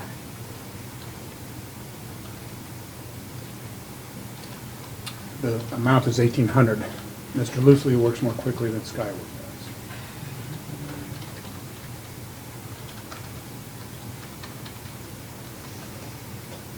Did you want to have, if necessary, was that the option? No. Nope, just final say. If final say. And then did you want to put the elementary will receive a stipend of $1,800 or? Well, that's just for one position, but we have the option of 2. So is the Okay. entire stipend 3,600? Mr. Shall Lucy, each receive? Is the entire stipend 3,600 or is it 1,800 split by 2? It's 1,800 for each. Each. There's your answer. So are you proposing an option that says the elementary teacher shall receive a stipend of $1,800? We could put it, if we're just going to define one elementary teacher, it doesn't have any language then for an option 2. So are you having then, would you want to change that somehow to make it reflect those two? You can create another option. To select 1 to 2 elementary Yeah. teachers. Okay, give me the option, please. The option is we would just simply say, form a committee of elementary teachers and principals to select 1 or 2 elementary lead teachers. And I need some help with the wording on this, but at the price of $1,800 per lead teacher, for a total of $3,600. How about if we say with a stipend, because that's a price sensitive finance that they. Form a Right, committee right. to Yeah, I select just 1 or wanted 2 that. lead teachers with a stipend of $1,800 Per teacher. Per teacher. Per teacher. Is that right, Mark? Yes. Shannon, do you have input? I just have input in that, in the job description itself. It says that it is the building principal's responsibility to choose the teacher or teachers, yes, and quote. So if you were to pull that out, that verbiage is in there, and if that's the case, then we also have to make sure we change that of the job description if you're forming a committee now. Does that make sense? Because you're putting form a committee to select 1 or 2 lead teachers. When you look at the job description that was put together by this committee, it's at the discretion of the principal is basically what it says. And that's an option, because this is still an MOU, so it does expire. Okay. So you're, You need to have that in the job description. Or is it housekeeping that when you change this, that you would change that? You would change that? That's just a question I'm asking you. You know, because Shannon's bringing up one thing and saying this, and, yeah. Can I throw a word in my add the Sure. language option? form a committee in each elementary building.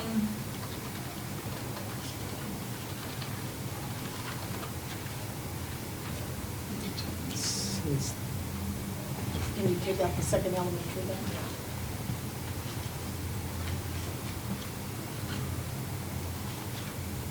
And building principal. Yes. Thank you. Glenn? Just a question, is there, am I allowed to ask a question? Absolutely. Always. What determines whether there's going to be one or two lead teachers in a building? Normally by need, sometimes the need for one versus two. So the principal determines whether it'll be one or two? Correct. Okay, thank you. So just a quick question, so from the language from the job description and when the committee did done the work, if we were to change the language here to reflect the same in there, would we be circumventing that committee's work, or are we making a decision to correct the committee's work and make a decision that was not theirs? I think that the committee, Would be no one going after the MOUs. right, and it's, like I said, I would have to go dig in my notes from that meeting. I don't have that in front of me and fresh. But that language is in not following the actual contract as it was written, if it says that. So, although it does say in here the principal has the final say, but the job description should have followed the language of the master agreement in that those positions should have happened by at least a recommendation of the committee of teachers in that building, according to the MOU. So this would trump that, I would think. Yeah, that does supersede, my understanding is that does supersede that they would have to match. And some of that sometimes is just housekeeping that you do at the end. That's something that when you listed the issues, one issue which they didn't list is housekeeping, and that's making sure your contract and whatever else you deal with matches. Or the wording's right, or the dates are right, or that kind of thing. Yeah, and I think the recommendation, I think that was best practices that was followed at the building level, but it's just not captured within the. So are there any other options? Can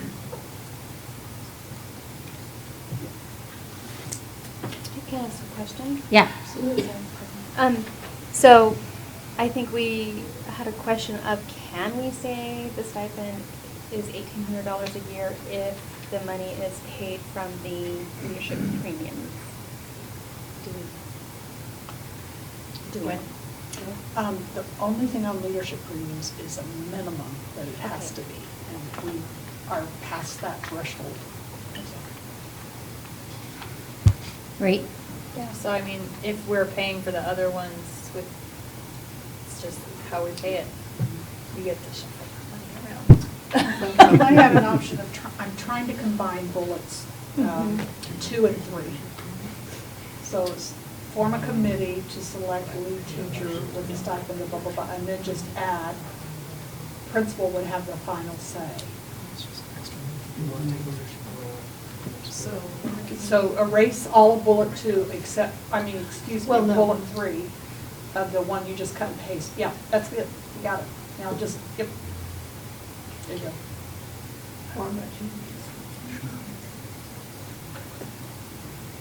Okay, Marie. Okay, these language classes that I've been taking this year are gonna make me nuts. Is there a better way to say the principal would have the final say than that? Final determination will be made by the building administrator. Yes, thank you. Okay, All right. the final There you go. determination Can we change that? will be- I was like, I just don't Final like that. determination will be made by the building administrator. You're here. That's pretty good right there. Yeah, that was. That's pretty good. And I guess there's no quotation at the end.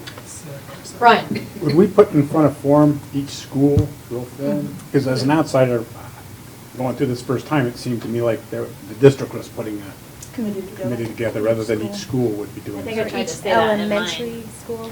Okay, So, and I'm Karen, you amenable comfortable to with that, that? yes. So we're editing Gwen Carroll's option one more time. Each Making a school. friendly amendment. Sorry. Jennifer. One more on that third bullet point, I mean, this one we've been editing is each elementary school, because Yeah. this is specific to elementary. Correct. Good catch. Okay, keep in mind, these are your options, so you can vote. That one looks like it's a combined option, but, and you can decide just to go with that one also. Yes, Paula? I'm just wondering, do we need to have all that? Because in the department chair things, it just tells how much they make. I mean, how are department chairs chosen? Does this matter on this, or? I think the connection was back to that job description. Okay. Because the language was there. And We the wanted to make sure MOU. it was to here. Okay. And that probably, they probably don't have that language either. Okay. That's what Okay. I'm asking. Sounds good.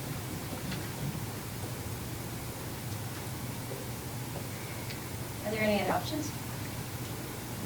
Helen? I would have a clarifying question. Does each elementary school have a or one or two lead teachers right This year? Yep. Is there always a need for lead teachers? It's new this year, and we put it in place because they don't have department chairs, but they do have additional work that needs to be done, so we figured we would pay somebody for doing that.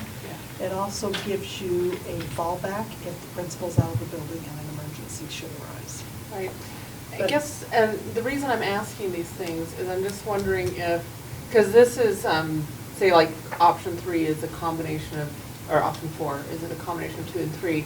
It's a directive. Each elementary school will form a committee to select. Does there need to be some language to say as necessary, or, I mean, what if a school decides it's not necessary? I don't know, or does that even matter? It's like if a school decides, because if it's say a school, the committee of the teachers and the principal says, you know, we actually just don't need this, and maybe that'll never happen. Are they compelled to do it by this? Is this a moot question, or? Well, I know that building administrators are out of buildings quite frequently, and I think it's necessary to have somebody, like if we talk about emergency situations, someone has to, incident command, all those situations, someone's got to be there to Yep. take leadership. Marie? And this was actually brought to us last year by the administrators seeking that leadership and to reward people in their buildings who are already taking leadership positions. So I don't know that that would really happen. Okay. I want to edit my, Number 4? yeah, I want to say You're gonna- each elementary. Asking the questions that people who aren't familiar with this might be asking. Yeah.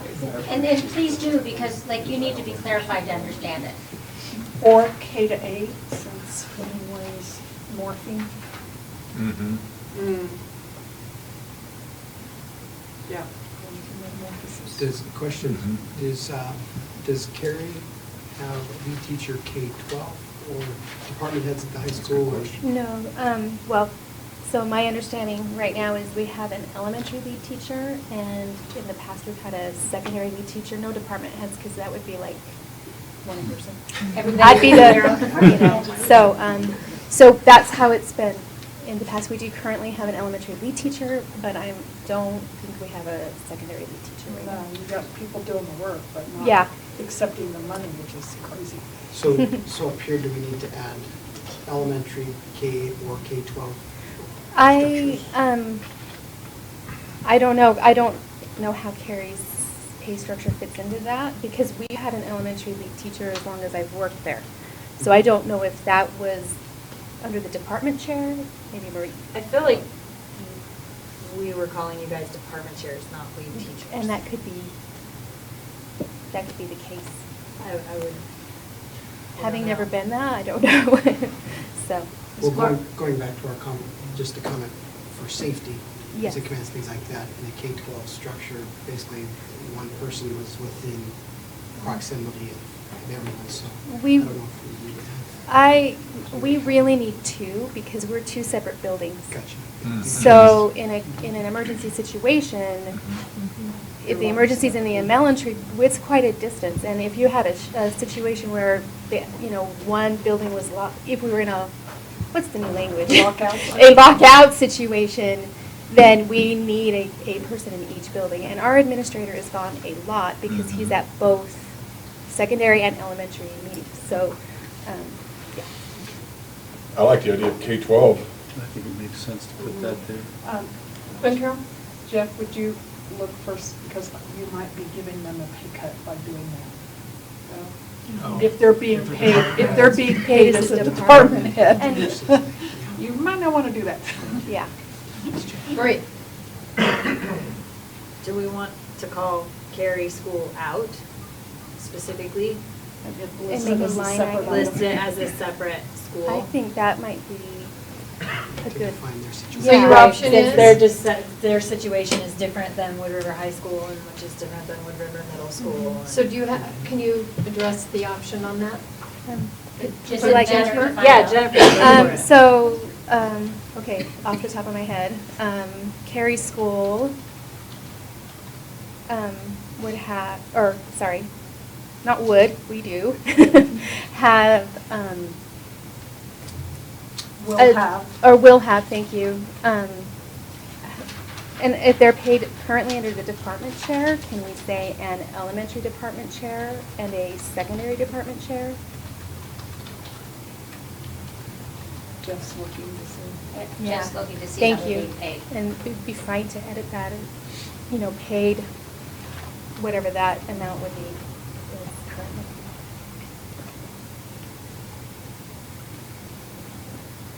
Do you need a name, Jeff? All I see for Carey is a K-6 department head. Yep, that's all they have this year. Nobody else would accept And it. they're paid at $19.20. So they're at the department chair. So they're, Right. that's the high school level department chair. Well, all other department chairs, and I think that's why when we created the department heads, we were trying to keep Carey in mind, and we didn't say Wood River High School department Right, heads. We we said said all all other other. department heads. So if you're saying Carey School will have elementary and secondary department chair, then that basically says how they're being paid, does it? Mhm. Yeah. Yes.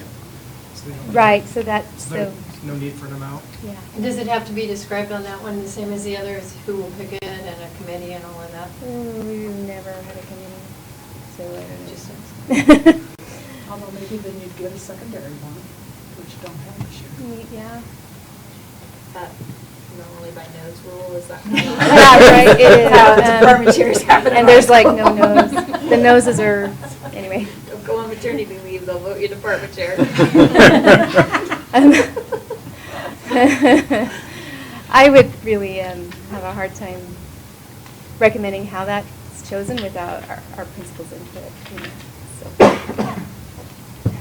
Well, So unless, Great. Well, we don't specify in here how Any department other- chairs are, and Yeah. since we Is just it- defined it as a department chair, Right. then I would feel comfortable just leaving the language as it is. And then it's up to them as a school to determine that.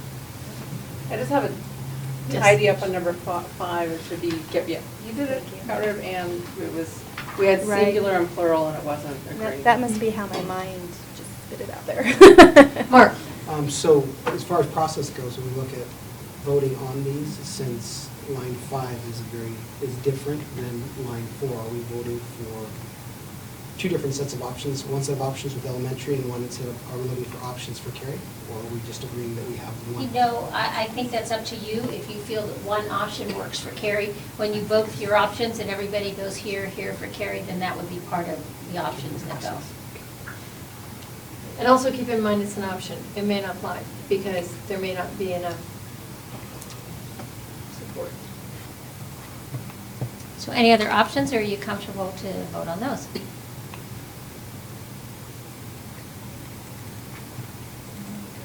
Ready?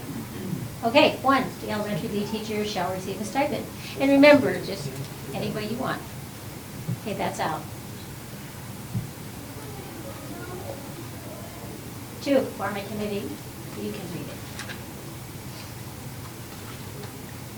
That one, That's out. 3.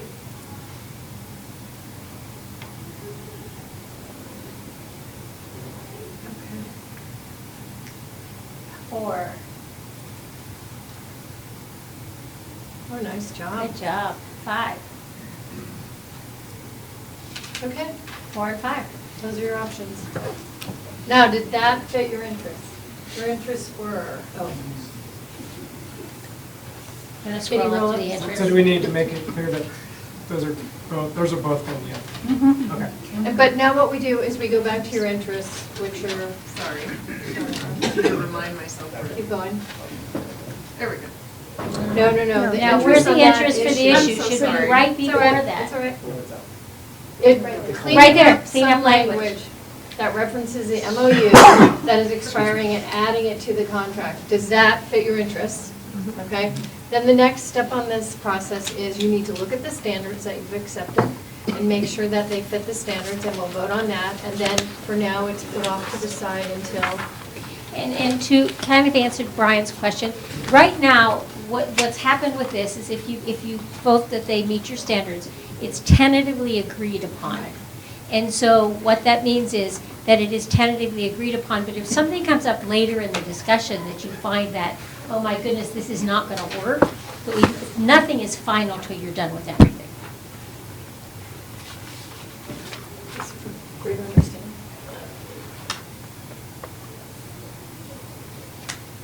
So is everyone ready to vote on the standards? Does it meet the standards? Okay, thumbs? Yeah. Okay, great. That's probably a record. Never before has the first interest ever gone that big. Especially in the first night. Good job.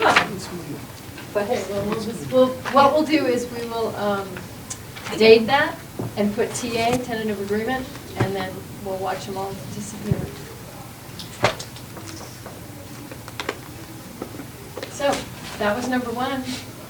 Would anyone like to head to 2? And what would you like to have for 2? Some ideas. Mike? I say salary and benefits.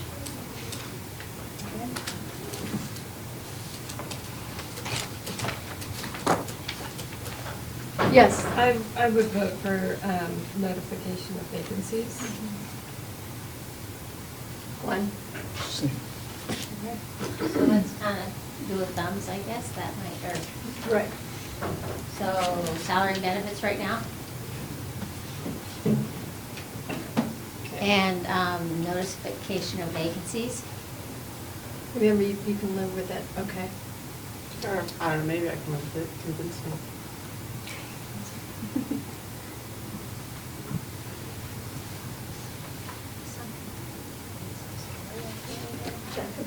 You know, what I'm wondering is, just, is there story needed to be told for salary and benefits? Like, is there something maybe that needs to be talked about with salary and benefits that might help, like, to begin it right now and then put it off for like tomorrow or next week, whenever you decide? But is there some story that needs to be told, some understanding, something like that? I don't know, I'm just kind of throwing something out there, just, I don't know. Glenn? Is this where I would say why we'd like to not do it right now? Or Either I'd why like you to not- would or would not Yeah, like to do it now, absolutely. because, you know, there It's come up seems a to couple be, times. like, you know, we can't get a thumbs this way with either one of those issues. It's just traditionally been done later in the bargaining process, and it's something a lot of our members are interested in being here for, and no one was expecting it tonight. So, And what you have to realize, Glenn, that's what interest-based bargaining is all about, gutly, so that everybody understands why we don't want to talk about it, or why we do want to talk about it.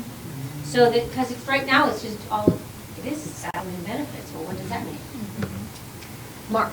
If I understand the process right, though, even if we were to enter into one of the issues, it can be tabled for another time, maybe tonight, if we were to vote on going towards salaries and benefits in discussion, it could just be scoping it or framing it for a later conversation to where it might come back and having another conversation at a different time. Maybe it's just framing it right now. That's absolutely part of the process. Marie? So are you just framing it? Instead of telling me maybe that's what it's about, is that what it's about? Framing it for us. I think we need a greater understanding, and I don't know if anybody can do that. Well, I think it's the area that is going to require the most creativity, and result in the most work as far as coming up with various options. Doing it before I'm too tired. It's helpful. Mike? Well, I appreciate what you said. I really do appreciate that concern, but I also agree with Gwen Carroll in that I see that taking some time, because I think that's where some creativity is going to come into play. It was nice to knock off some of those other things, because those are very important. Not that they're all important, but and also, given the current state of the budgetary situation. So is there a way that, as a Glenn, please. Another aspect of that is when we get to salary and benefits, we'd like to know what we're agreeing to, and there are other items up there that might affect whether we would feel comfortable accepting a certain salary or a certain set of benefits, and I think if we agree on those other items first. But that makes I'm it hearing easier. two different things from people. Okay, I'm hearing that, in one part I'm hearing that the understanding is if we talk about salary and benefits, we're gonna talk about it, the whole thing right now, and we're gonna agree on something. The other one, as I hear from Mark, was let's just open it up, talk about a few things, and then put it, and correct me if I'm wrong, and then kind of put it aside till a later date. So you're not agreeing on anything, you're just opening up the discussion, having, am I correct, and having some Well, and you're discussion telling and more of the options. story about the issue. Right. So I'm hearing two different, nothing has to be closed at this point if you bring it up. You wouldn't even have to get to money. It's your choice of how much you talk about when you put it off the table. Can I just ask how many people are watching online right now? Can I get that information? 5. So I'm going to go back to our first point that it's really important, and our members have said to us that this is the biggest thing that we're going to talk about, and we understand that. It's the biggest thing we're going to talk about. And they want to be here, and typically the first night is simulation, get to know yas, and so people know not to typically, unless they really want to come for a nap, to come on this night. So I would prefer that our members and non-members, because this master agreement covers close to 300 people in this district, have the opportunity to bear witness and to all of it, from the discussion from the beginning to the end. And that's part of the story too, what you're referring to. So is there something that you can talk about to get it to here, or even talk about a time that, you might want to, say, okay, we're going to start talking, if part of it is to the members be informed of when this is going to be talked about, okay, tomorrow night, next week, whatever, this is what we're going to talk about, and then get that information out. So is there a way that you guys can come up with like an agreement, like let's put this off then, if that's what you decide, till this time, so we can inform our members, and not save it to the last, so that it's kind of like a win-win situation for everybody. It's not saved till the last minute, but our members are informed of when it can happen. I think at the earliest tomorrow night would be the first time that we could comfortably have time to alert our coworkers. When people be comfortable with that, that's an option, but people be comfortable with that. Just a, point of clarification is that this is, as my understanding, this is the first time that this is being live streamed and captured and like on video, correct? For a teacher. So, just a point of clarification that even though people aren't here or watching online currently, it's archived for people to view. Just because they're not here or online right at the moment, they're not missing out. Because we are live streaming it and capturing it. So just a point of, they're not missing out if they're not here right now. And also, since I have the floor, my reason for wanting it sooner than later is because it will take, as stated by other team members, is probably going to take time and creativity, so I'd like to get to it before we're overly tired from other things. So that's why I'd like to get to it sooner than later. Great. I think that the rest of our team would say that everything that we've put up as issues are extremely important as well. And those are our working conditions and our students' learning conditions, and are important to our membership as much as the salaries and benefits. And I would agree with Paula and say that I would prefer to not talk about salaries and benefits until tomorrow at the earliest. Is it not fair to see some of those issues are definitely related to salary and benefits? Sick leave, bereavement, those are benefits, aren't they? So I don't know that we would talk about those before we talk about salary and benefits. Well, but that's a choice that you have to make as a team. Yeah, I'm just. Because they haven't been combined under that same umbrella. Sure. Remember, we talked about doing that. Mark? We delineated them on here, but if, as a team right now, if we can look at the things that may be very related, as in leaves and bereavement, that's, and professional development, those two stand out to me as things that would be probably part of that larger salary benefit conversation, and start to think about them looking at order then from there. Okay, that's a suggestion. So is there, that if I'm hearing correctly, are there some items on here maybe for the rest of tonight, if I'm hearing this correctly, that you could talk about that don't really have to do with salary and benefits? Is that what you're saying? And then save some of those for whether you decide tomorrow night or whatever, and then people can be informed that this is what's happening tomorrow or next Wednesday or whatever you decide. Because I think the creativity and the issues along with salary and benefits is, forming our conversations so that it doesn't become cyclical. There's a kind of a progression to our conversation. Maybe that might help in prioritizing. So is there a suggestion on what topic you might want to talk about now? If you don't talk about, so we can get everybody here. Because the one thing is, you don't want to you probably don't want to spend a half an hour talking about whether you're going to talk about salary and benefits or not. That probably is not a really good use of time. Can I throw out a suggestion and then we do Absolutely, this? yes. I'll throw out a suggestion of sick leave and bereavement leave. You want to talk about that next? I'll throw that out for this thing. Okay, so let's do it. Okay, how many people are interested in talking And about do sick? remember that talking about it doesn't mean you have to finish it. Thumbs? Okay, so.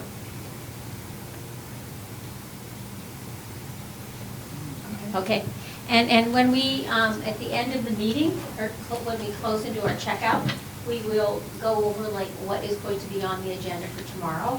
So then, whatever you're going to talk about, people will be able to inform people who want to come for that issue. Okay, so number 2 is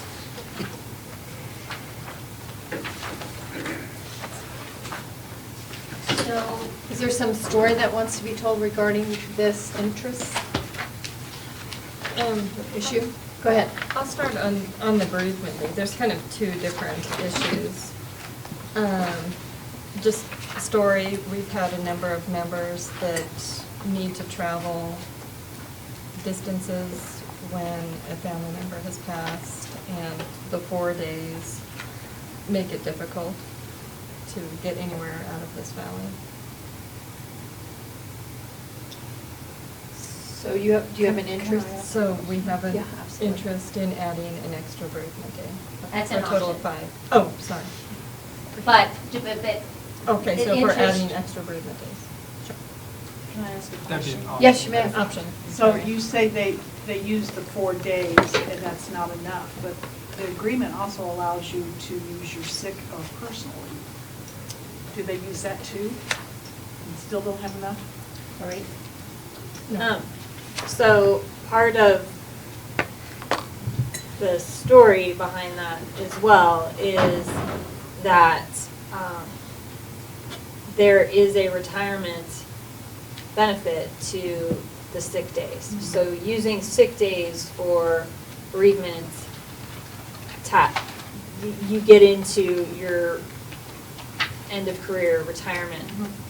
And 5 days gives you a weekend on either side, and it's still probably not enough if you've grown up in a place like Ohio or someplace back east where you need to pack up a house, sell an estate, and do all of that sort of stuff.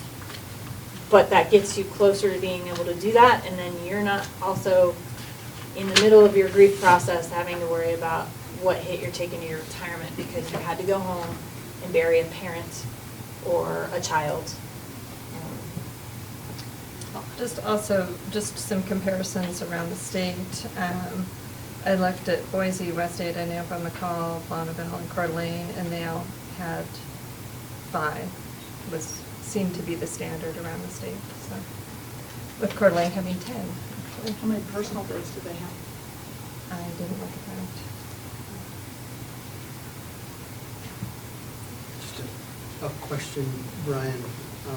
Financial implications of another bereavement day. Obviously, you're covering that day with guest costs. I mean, it doesn't happen. It's an exception, not the rule. But as staffs get older, obviously family members start to pass on a more regular basis. Is there do you have anything that you can, top of your head, think of? Kind of off the top of my head, I really don't know how to. Difficult put a number on that. calculation, but Yeah. Right. You essentially hit the In nail on the head. Okay, do we have any way of finding out how many bereavement days were simply asked for this year to date? Can we find that out? We could research that. I took my 4. Okay, so, Brian, will you find that out, that information out? Yes, I will. Okay.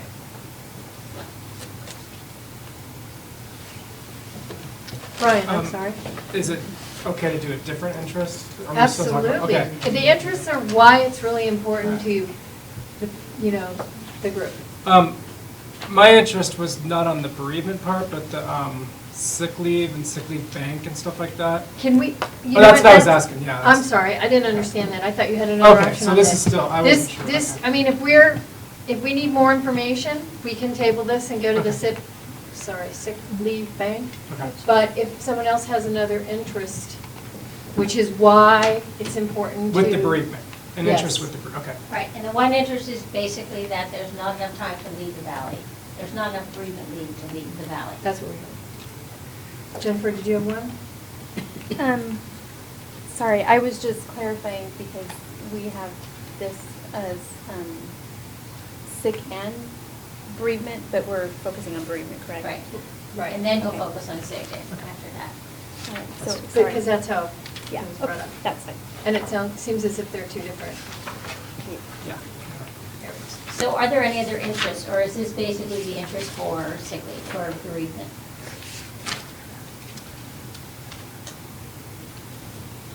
So if this is the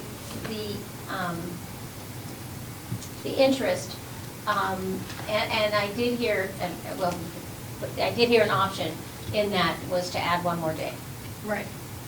That can be put as an that we could option. put the option, but is that something then you want to talk about more, or you want to put on hold, or do more options? There's also information needed to be given, asked for. So I don't know when, like, if that information can come tomorrow, I don't know how often soon you can Mr. get Lucy's that. working on it right now. Okay, so we will get that information, yes. If I heard right too, is there also an interest on your part for helping protect that retirement investment in sick leave? Is that an Yes. interest that you want to Okay. just capture? Yes. So protect retirement sick leave.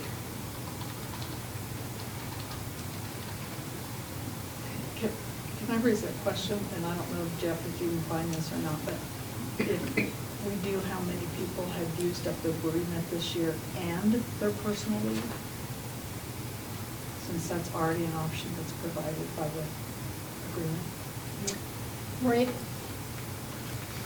Are you trying to get at who took them together, though? Well, I don't know if they took them together, I can't tell that, but, you know, if we've got a lot of people who have burned through both of them in the same year, then I could make the assumption that they burned them together. Since you say you don't want to use sick leave because of the retirement piece, but personal leave doesn't impact your retirement, so that gives you 7 days right there. Are you needing more? Marie? Except, okay, so here's the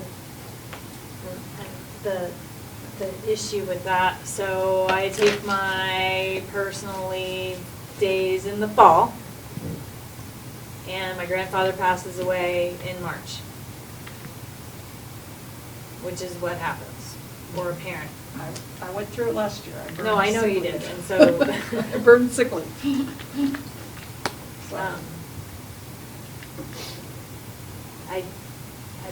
To me, they're two separate leaves. They're separate. Personal leave is personal. It's for what you decide to do with it as a person. Bereavement specifically for dealing with the death of a family member. Mark? But when I look at leaves are not infinite no matter what we add or whatever we add. So as an employee too, I always make sure I know in the back of my head, there's always the what if in my life. There's always the what if my child gets sick and really is going to need help for a long period of time. So as a professional, I'm always thinking about what do I need to do to make sure I preserve enough within my own means so that I can provide. So the variable of how many that we get, we're always banking on that. But if we're going to separate the two of them and say, well, I'm just going to, I can only burn them for this one kind, knowing that I can look at them all holistically for those really big items, I don't know. To me, I look at it a little bit differently when I look at my leaves. It might just be a different piece. Yeah, Jeff has some information. The district-wide, 142 days were used For bereavement? for bereavement. Last year. Start for this school year. To date, Today. for this year. Glenn? Jeff, are you able to look and see in those 142 days, how many people used up all 4 to add up to the 142? I know 142 is not a multiple of 4, but.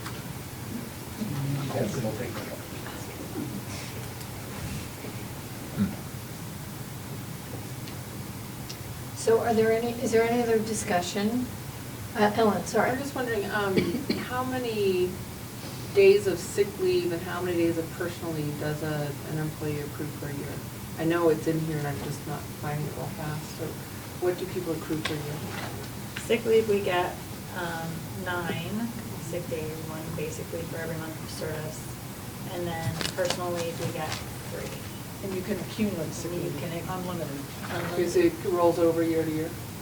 And then Personal 5 is the max. Personal 5 is the max, and then sick leave that accrues.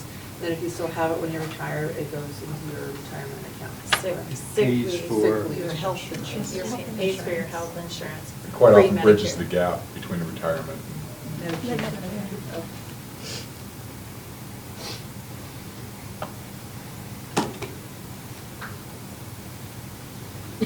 Marie? So I have an option. Correct? Yes. To add one more bereavement day for a total of 5.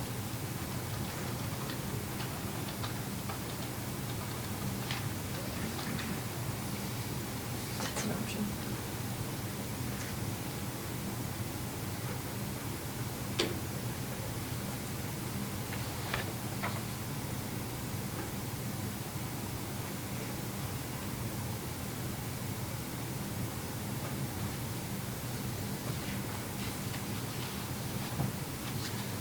Jeff?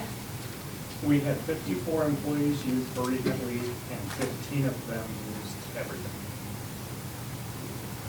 You're the data mine master.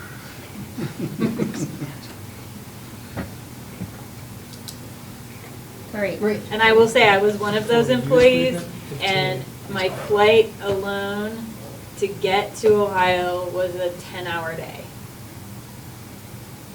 So, just to fly And that was after a 2-hour drive to Boise. So it is difficult to get in and out of here, especially in the winter. This might be a really dumb option, but. Mike, don't worry about options being dumb. Anything Okay, good. so there used to be a sick bank, right? Sick day bank. There still is. Is it an option to have a bereavement day bank? Okay, put it up there. Put it up there. For instance, I've never used bereavement. Since I've been here, I would gladly contribute to that, but just throwing an option out there. Mark?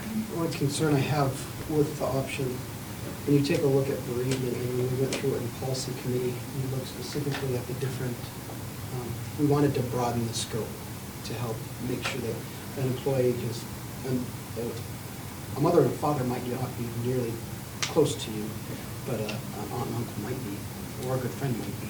So when we looked at policy, we broadened that to make sure that we could do that.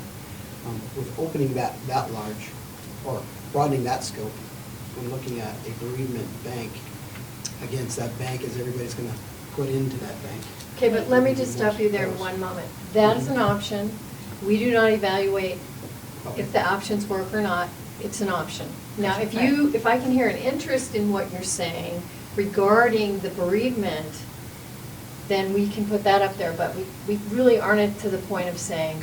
Because the options, this is how you judge it. You don't judge it any other way. Yes.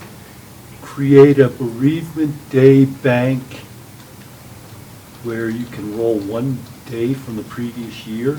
Does that make sense? Sure. So that way you're not taking, I'm addressing your concern, you're not taking 4 days off for cousin Susie's dog's funeral or whatever.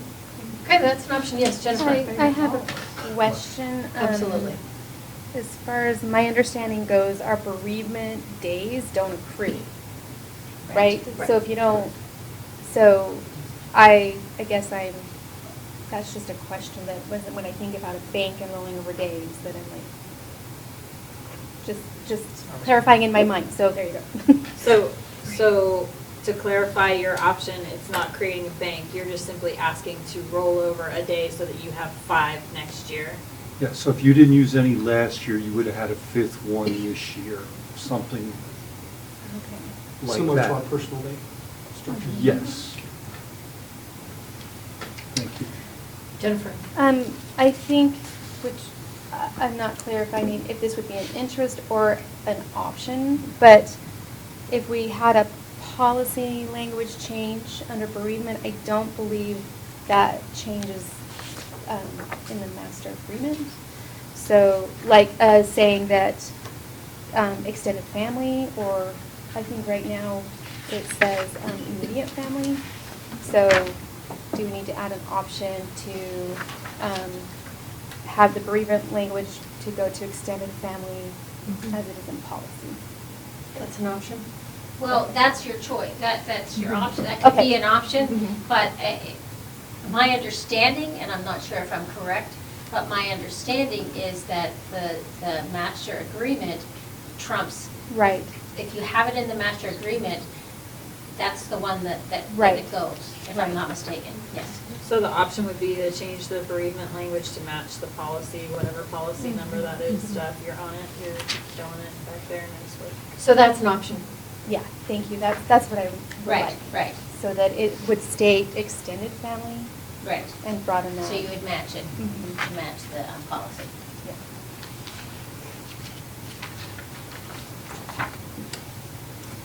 Mike. So the travel is an issue. I'm thinking like if I had, like, my wife died, I don't think 4 days is enough. But I do have a lot of sick days that I could utilize.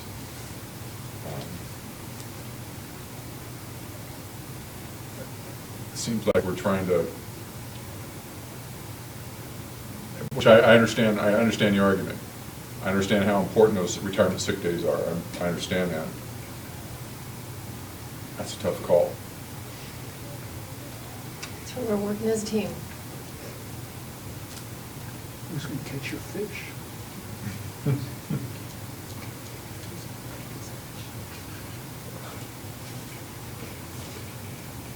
So if there was, can I speak? Sure. If there was like a bereavement day bank, I don't know if that's possible. So if someone had a real catastrophic loss, travel, it's not an issue of travel, it's an issue of, you know, the person what you're going through. I really like the idea of having the opportunity to have either me contribute or someone contribute to my situation. But again, just thinking about options. So do you have another option idea? Or is it just number 2 and just kind of explaining it a little further? Yeah, I'm just talking that through. Right. That's fine. Yeah. And that's because it helps people understand. Whether I'm, whatever side I'm on is irrelevant. When Right. you lose someone, Mm-hmm. someone like a spouse, you're not fit to go back to work in 4 days. But if there was a bank that, you know, we all helped each other out, it could be helpful. If we added to 2. Well, you can create a new one too, or you can combine Oh, them. okay. Is 2 yours? No, it's. No, it was Okay. Mike's. So usually you don't add to someone else's, you just Oh. create a new one? So, Unless he says it's okay. Sorry. Whatever makes you happy, man. just thinking, and I don't think I'm to an option yet, but mostly just thinking out loud, is thinking of the bereavement bank. I know the sick bank is normally from the association who manage the bank. Correct? Well, yes and no. It's in concert with, there's input from the district. And so with that, the only thing I was thinking about in the option was within the bereavement bank is some language that might actually point to the association as being part of that process, because we'd be asking members to contribute to a bank. I don't know how to write that option, if that would be an option you want. Well, there's, Go ahead. the bereavement leave bank shall be governed by a committee consisting of 2 members appointed by the association and 2 members appointed by the board of trustees. There's language already. So it's the sick- basically you're saying. It's the sick bank language. You're saying to use the language of the sick leave Yeah. for the bereavement. Not all of it, because some of it is specific to sick days and stuff, but if that's what you're talking about, like. Correct, yeah. I mean, that- it's already written, The it's just a different- management of that sick bank. And it has in here maximum number of days that can be granted, that, I mean, this says 30 days with a lifetime maximum of 180 days. I hope nobody's gonna take it.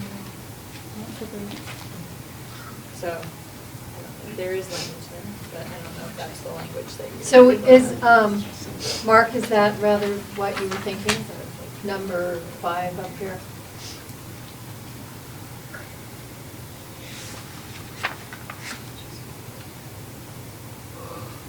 Yep, that'll work.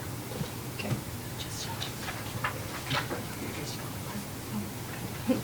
Jennifer. Just, I think something maybe to add to the story is oftentimes when we're talking about families and we're talking about using your medical leave for that, sometimes you have like catastrophic illnesses that precede that, where you may have already used your available sick leave.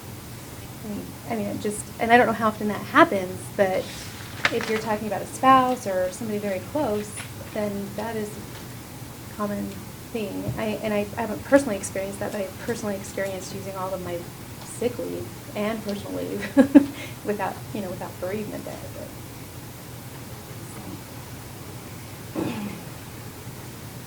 Right. Can I make a comment on the bereavement bank? Certainly. Are you sure? Because I don't want to be sideways with what you had said earlier about, Well, we're talking about the bereavement bank. So Okay. is it part of the story? sort of. Good. We'll tell you if you can't take it. Yeah. You can put the hook and pull me All on. I'm saying is that you can't judge an option.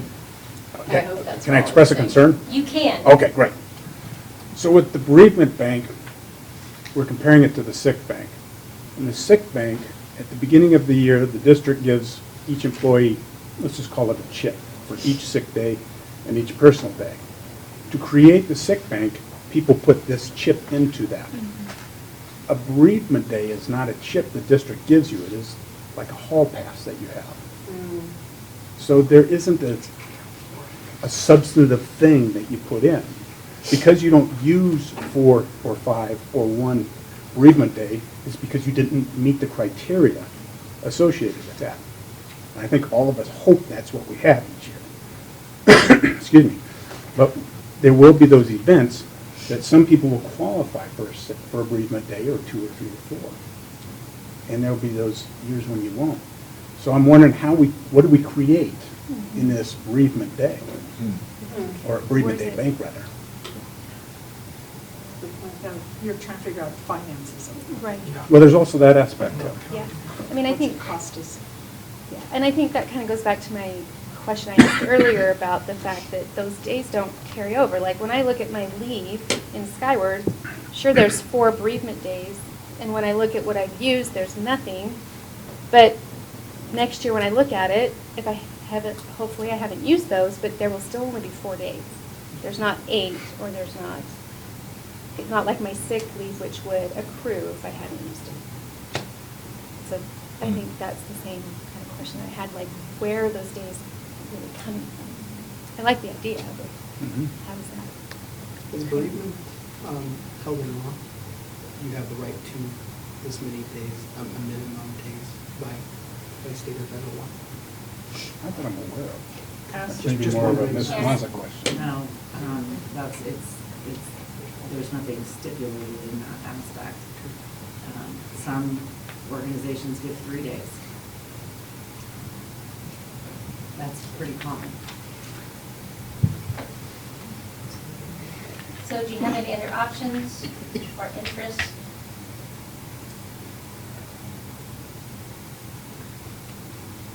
I'll throw, Go ahead. staff start with 4 bereavement days and earn 1 per year up to 10.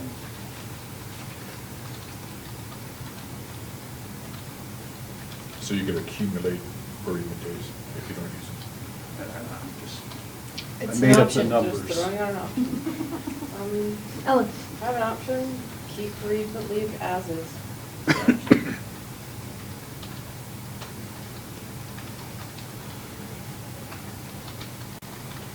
Glenn, just for clarification on your option, regardless of the number, if you drop 10, would you envision in that option, because I would see a staff eventually, because we won't use this type of leave too often, it's by exception. So essentially, we would be at 10 at a given time, and the majority of your staff would be at 10 bereavement days. I suppose so. I was really thinking about Mike's concern of losing a spouse where, and that's sort of a one-time deal, and it knocks me back down to, I don't know, does it knock me down to 4 the next year or 0 the next year?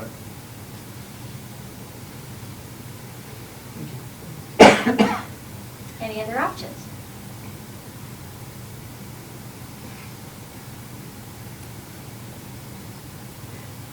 Yeah, maybe I can just give a bit more story behind my number 7. Okay. Is that as Mark stated, each of us live and work and earn an income. Well, my husband earns an income. I earn a little tiny. Anyway, we all have our own personal resources, finances that we need to manage. My husband and I, we own a private business that when my husband works, he earns money, and when he doesn't earn money. And I, as a trustee, I have to answer to the larger community, of which the school community is a significant part of the larger community. It's not two separate, it's all one community.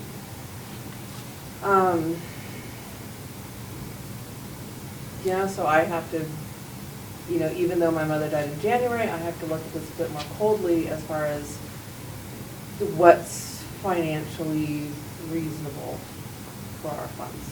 So that's my story behind that, is that it's, none of us want to have to use bereavement leave. Everybody, we hope we don't have to use it that year. I had to travel this year in the winter.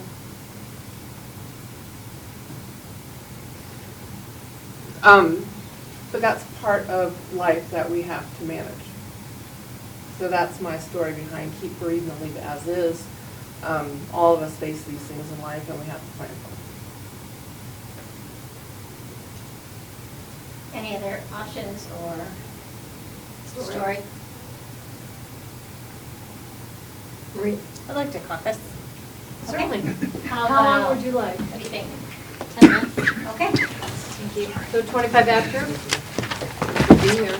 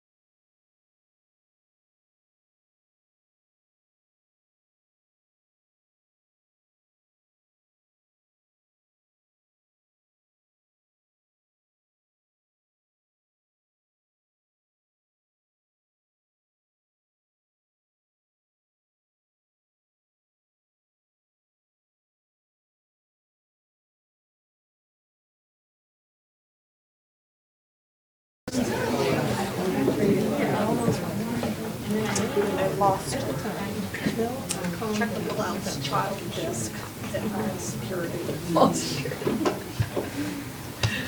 Yeah, you're allowed to drop your kids off there.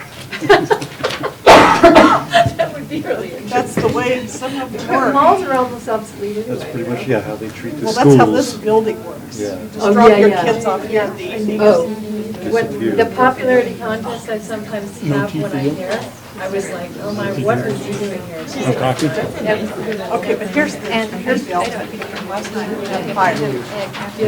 Fire. First set of fire. Yeah. Here? Here.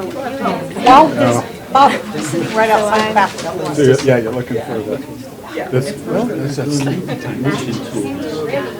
I don't know if it works. I mean, yeah, props for at least being in the building. But Dad was totally convinced that there was a fire. Okay, guys, we're ready. Does anybody want to start?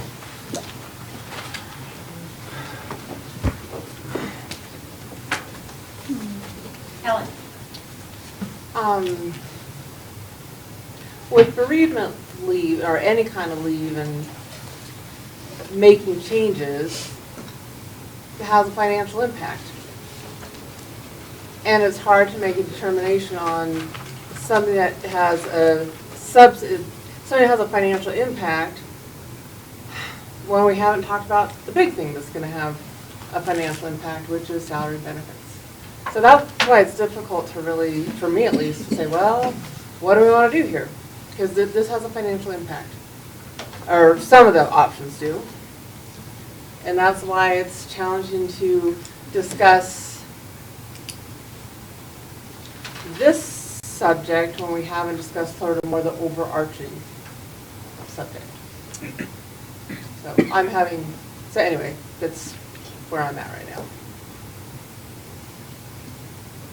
What? If I'm using Jeff's numbers correctly, and you said there were 15 people that used up all 4 days, and hopefully we would stop at that point this year. Is it about $130 a day for a guest teacher, district cost? So that's reasonable. So we're looking at $2,000 this year extra to help answer your question.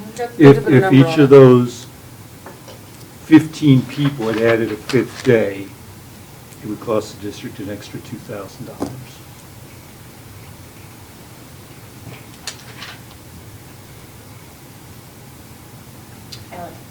And the budget this year is really tight. You know, we're having to cut things to stay within budget to cover the steps and ladders of salaries.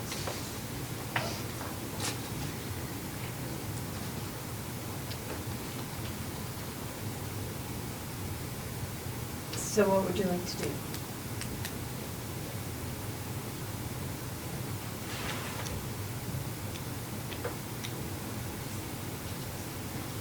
Mark? Do you want to vote on the options just to shrink the 1 through 7?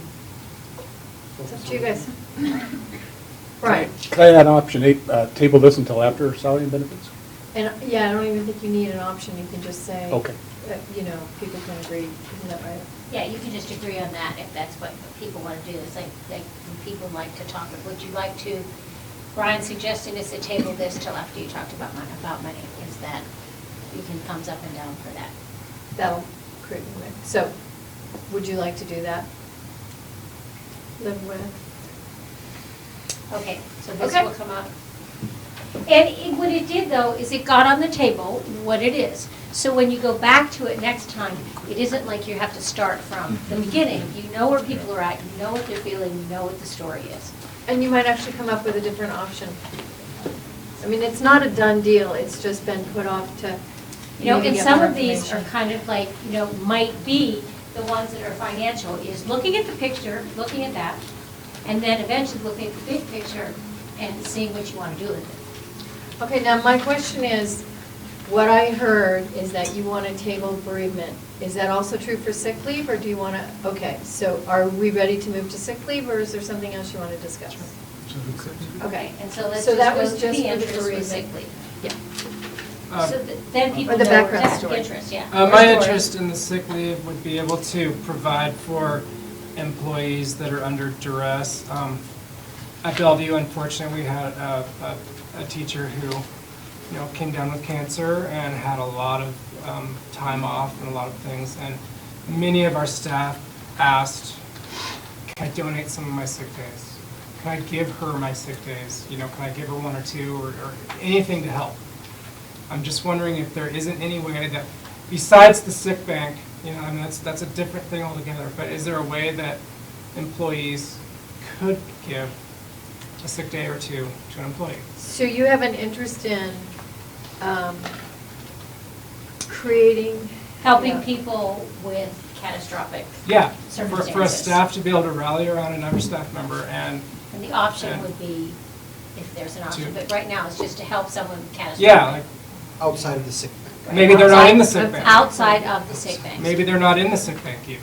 So Now- is that your, that's your Yeah, I mean, interest? is it seems like a cost neutral idea, but I mean, just. Okay, yeah. Anything else, any other part of the story? Paula? We had an interest in clarifying some language in the master agreement on sick leave. There's something that says, basically, it says, it's on page 11. Basically saying that if you need proof of illness, that you would be contacting the Board of Trustees, but we just thought it might make more sense to contact your building administrator. So that's, Because I'm sure so Ellen that's doesn't an want me to option call to the her. language. That is an option to the language. Right, as so let's written. put that in there so we make sure we have it though. So you can put that as an option. Page 11. Option And to you- the language on page 11, paragraph What is it? something. It's in the second paragraph of the sick leave. Or, yeah, the sick leave section. Require proof of illness. No. to protect. That is an interest to clarify, but the option Oh, was right. to change Change language. language, yeah. In master agreement. For building administrator or supervisor instead of Board of Trustees. So you would say the building administrator would require May proof require of? proof of illness, yes. Could I make a suggestion? Absolutely. Or it could be another option. I would just say building administrator and/or HR office. Perfect. Yeah. Okay, building. Say- Can we add that to yours? And or? I do like Karen. Paula, do you mind adding that and HR? So we're And at or. option. And or. And so and or. And or HR department. No, and or. Makes a lot of sense.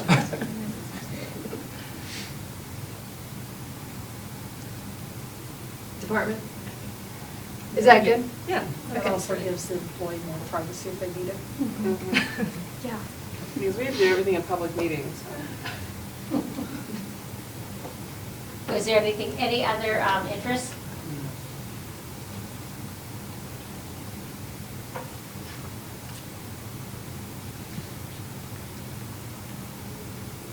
Marie?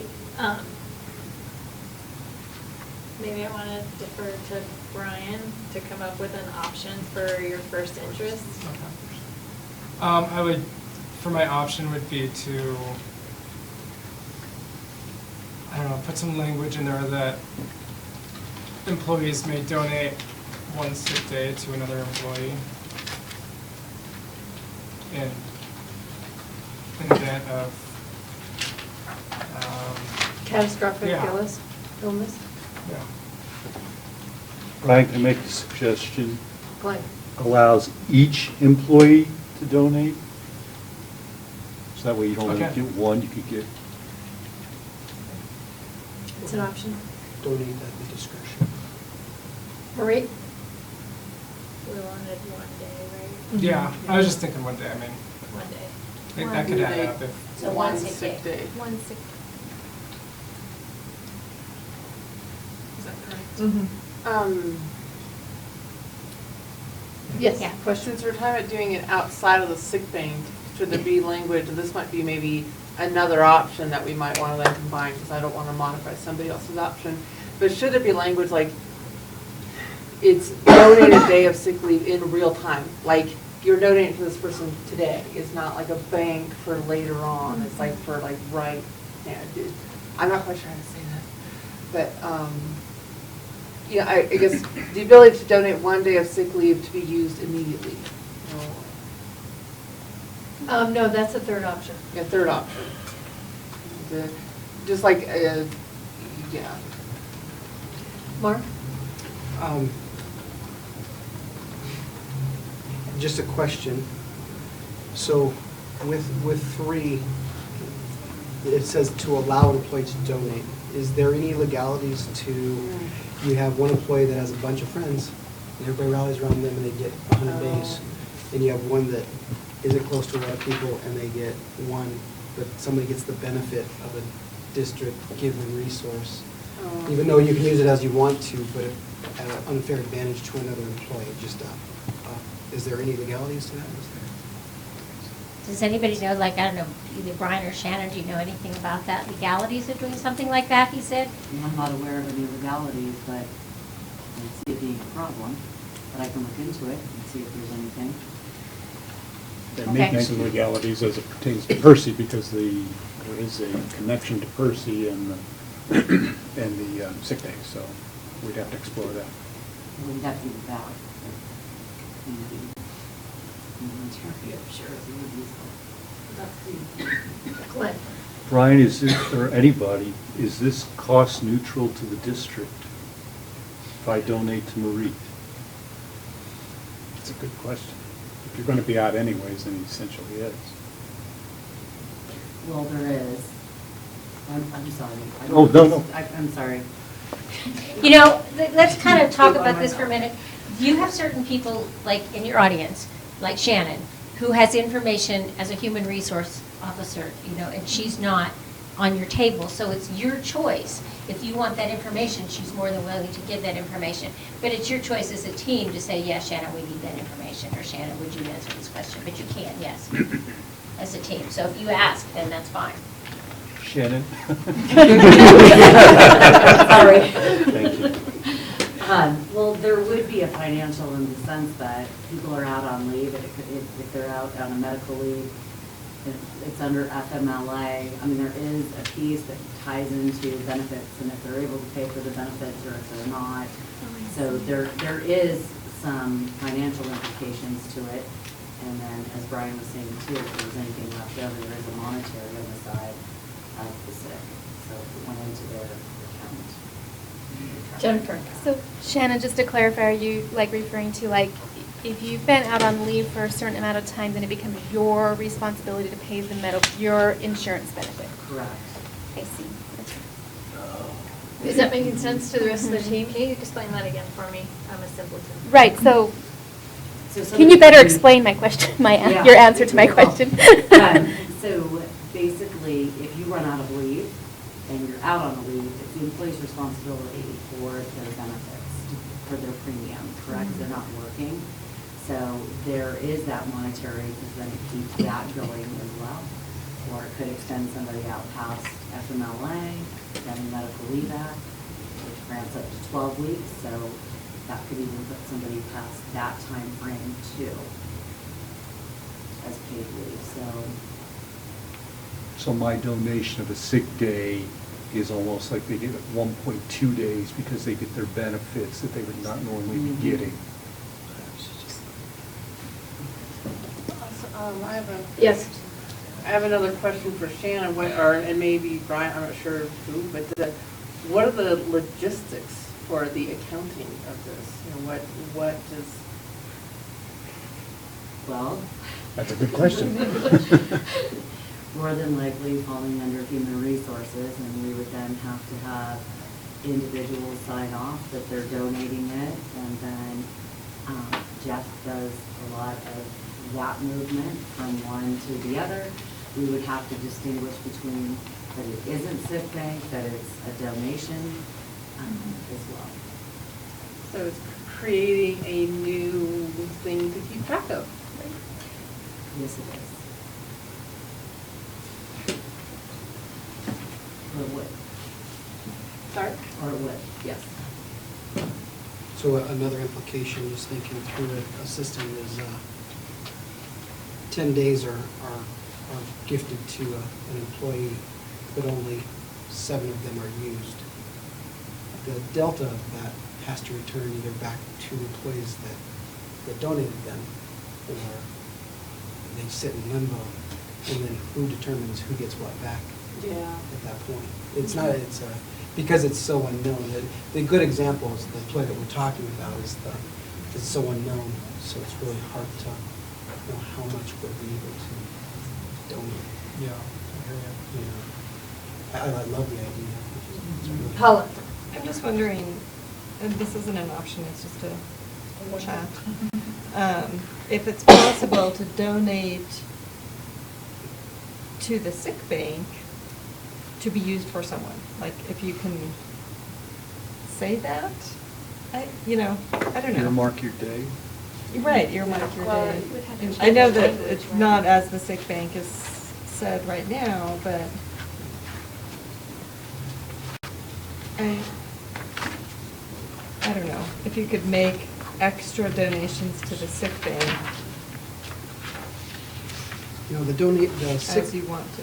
When I used to be part of the sick bank committee, and the role of the sick bank committee was to really determine the greatest need and to help kind of prioritize that. Case in point, the employee that we're talking about, that may be one of those priority items, but that's already within the mechanism we have now. Right, So right. other than creating a different system for that, we just have a heightened awareness of it. We may have a need that way, and our committee helps direct it that way. Not an option, just. Right, I know. Just not. It just sounds like people are just trying to Right. think about brainstorm. logistics or Yeah. something Or like maybe this. problem solving, creative option. Yeah. So, the logistics sound challenging. I'm going to put an option up just to leave sick leave as is, because this is an option. And part of the story behind that is our community, it's like some of these scenarios are almost getting beyond what maybe it's getting beyond what we want to be putting into our master agreement. And our community is actually quite good at, there's an amazing how people do fundraisers for people who are having extreme extenuating circumstances. So I hear the concern.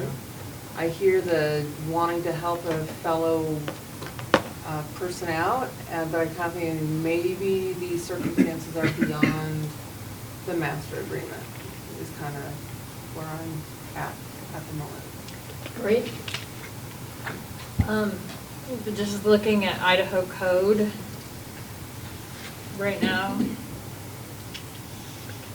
Where is it? I had it just a second ago. It used to be. Sorry. The code for Idaho 33-12-17. That's just where it was. That's transfer. And I just read it and I can't find the actual code. It actually does say Board of Trustees in the code. Oh. So, we might want an option that says Board of Trustees or designees such as, since Idaho code does say Board of Trustees. And This is that's for back to your number- first. So it's Yeah. for the language make For it. the first, for option one. So we're kind of into the same situation we were in the last interest that we talked about. We have 2 that are relatively different. And our options are getting kind of mixed in with those. Right. So do we want to finish with the clarifying language interest first? Because I think that one's getting pretty cut and Yeah. Do you need to finish up there, Amanda, or?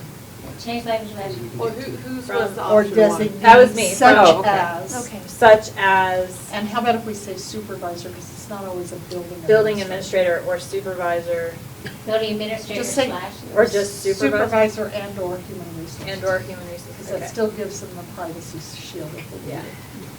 But Idaho code, and then I was looking at other master agreements, and they say board of trustees too, and I was like, that's really funny, but. So then that would make it legal according to Idaho code. Yeah.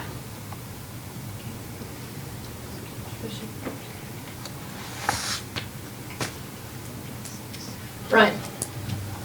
Option one then would be, in paragraph 1, where Board of Trustees is used, would be in conflict with how it's used in paragraph 2. And you're referring to the master agreement? Yes. In paragraph 1, it says, "The Board of Trustees shall not provide compensation for unused sick leave," as they are the entity that is charged with that, whereas the HR department, the supervisor, is not. In the second paragraph, it says, "The Board of Trustees may require proof of illness adequate to protect the district against," et cetera. This would apply to that second. Yeah. Yes. Also, it's, the Board of Trustees sets policy, it's great, people come to us, ask questions, we give answers, and the administrators do the stuff. Anyway, so I mean, basically, we set policy and we designate the superintendent to carry it out. So I don't know if it really, I mean, if it's in state law, and certainly we can't go against state law, I don't know if we need to even change the language, because we designate the superintendent to carry stuff out, or. I will just say, this has come up. I had an employee that was like, who do I give my note to? And I was like, well, I certainly, if it was me, wouldn't want to be sending it to Sean Binion or Kami Bustos or Ellen. Right. Maybe we need to look and see if there is a policy on this. I have not yet read through them all. But I mean, I'm wondering if then there needs to be a policy, a creation of a policy of, I mean, I don't think. I'm not on that committee, so feel free to send more policies to that committee. I mean, we can't create a policy, but I mean, I'm just. Watch out. Trinity's going to knock you down with the She's going to tackle me. Would it, in the option, when you look at the conflict with the board, instead of leaving the board out, would it be possible to say the Board of Trustees or designee? Yeah, that's what. That's Right. what I Let's think. put that in the second paragraph. Oh, I there we think go. if we just There it is. put, Yeah. perhaps just add the language of Board of Trustees or their designee. Yeah. I think that would suffice. Yeah. Yeah. So do you want to say, or their designee? Or designee, I think it's Yeah. designee. Okay, just, I heard there. And you want to keep such a supervisor and or human relations department so that it's a little more specific for. I don't know, do we? It helps people. I think. It helps, Okay, because yeah, okay. I will just, story my employee went right to this document. Right. And this Well, what- document yeah. was what was, like, who do I Yeah. give my note to? Then can we put that to read and then put the what it's to read in quotes? Can we put quotes on Yeah, that, or certainly. it's your thing, so? Yeah. Okay. Sure, you can. Okay.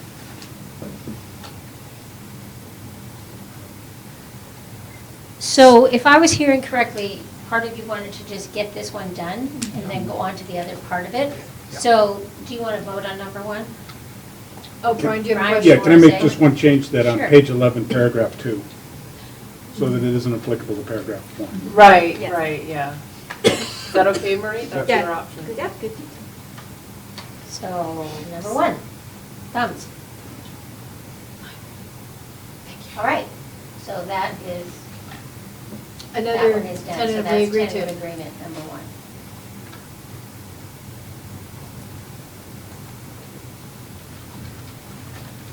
So then back to the options of helping an employee with catastrophic illnesses, yes. Jeff, I have a question for you.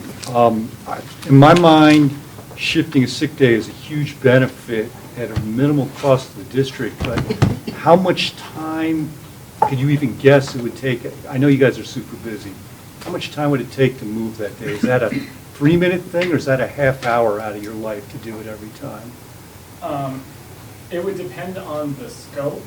When we recently asked the certified teachers to donate sick leave into the bank, we had to send the request out 3 separate times.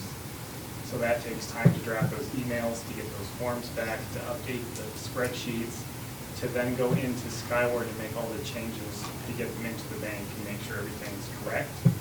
So if you were doing individual tracking on an employee, you would then have to make a note in Skyward, put it in an Excel sheet, and then attach it to the new employee with a note saying this was donated on such and such date.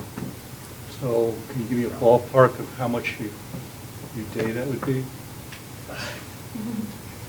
I honestly couldn't say. It'd probably be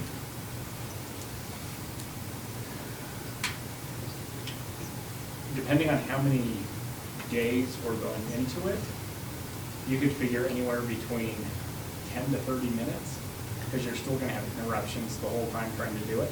And if you get sidetracked, then you have to try to come back to it again. So you're talking 10 to 30 minutes per person?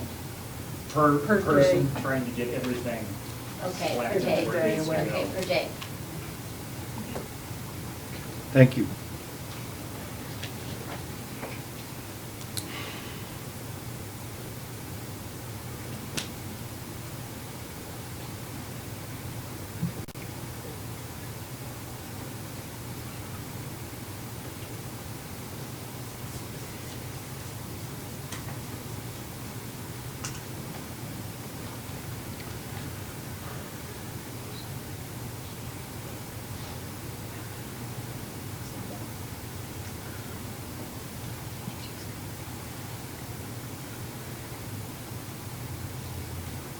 Was there information that Shannon needed to get on this? I'm kind of thought of Yep. we asked her to get some Gifting information.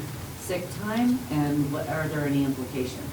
Okay. Because that's what we're working on right here. Right. That's the options Yeah, we're that's what you working had on. asked me to. Right. I didn't have time coming back to get my computer, but I'll make sure it's here tomorrow. Okay, okay, yeah, that's, I was just curious if Yeah, like, you know. but I've got a note for that. Yeah, I was just curious if everybody's on the same page, if like, probably, I'm thinking that there, it might be, in order to make a decision on this, you might need some more information, I don't know.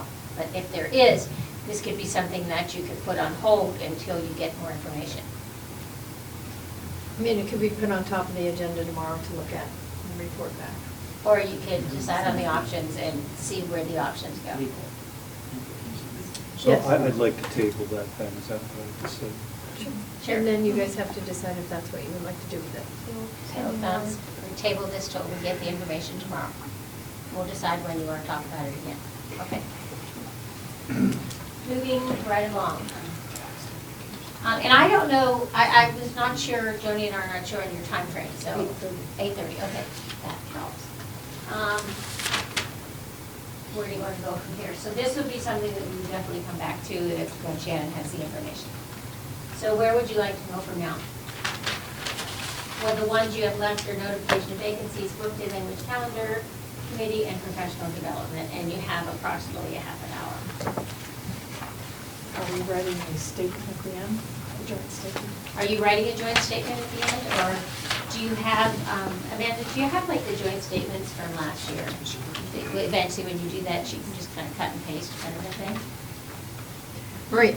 Do we need to write a joint statement if we're webcasting it? Because in the past, it's been just sort of to sum up what we've done, but since we're webcasting, people can see what we've done.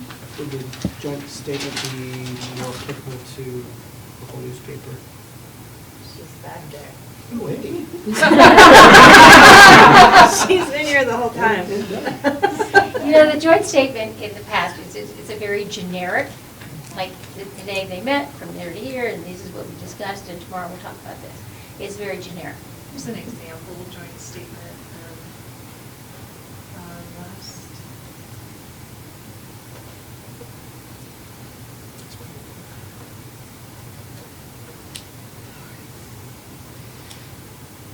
I mean, I guess I'm fine with that or something that simple. So usually, you know, in the past, the past couple of years, people have taken that, put in the right words that you talked about and the right time, and then sent that.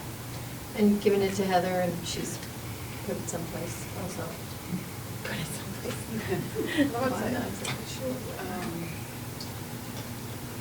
I think it's reasonable to, you know, where we've got a template, I think it's reasonable to Right. put a statement. And then it's like, we're putting out our own news. I quite like that. Is everybody comfortable with that?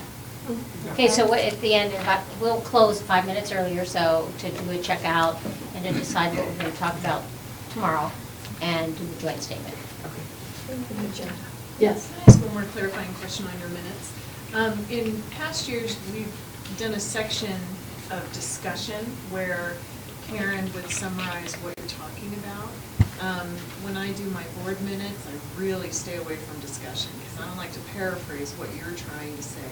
And even though you're approving these minutes, I wonder if you want me to do discussion this year, since it is being webcast and it will be in a bank.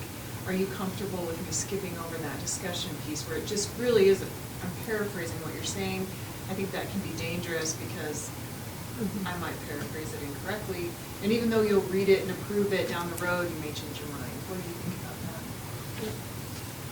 What would you like to do? I personally say don't bother. I'm thinking don't bother with the paraphrasing, where the idea of interest-based bargaining is to be one team, and like I'd rather just be we discuss. My personal thought is the minutes are the team discussed this topic. Here's a decision that was here's a motion. Here's a decision that was made, and then people aren't like in future years are going, oh, look, so and so discussed this. You're not reopening the argument again. It's just discussion, decision, boom. That's my personal thought. Right. Well, this is the first year that it has ever been webcasted, so, and it's gonna be archived, so I'm watch it. comfortable with that. I know how to fast forward through it and figure out what people say. Yeah. Yeah. Okay, so everybody's comfortable with that? Okay. You're comfortable with that, okay. Vote. So back to what you would like to discuss now. You have probably about 20 minutes by the time we stop and do checkout and a couple of things we have to do at the end. Great.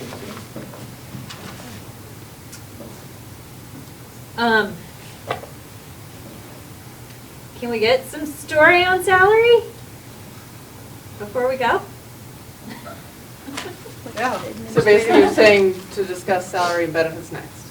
I just would, I guess, want to hear the district's interests so that tomorrow we can have that conversation.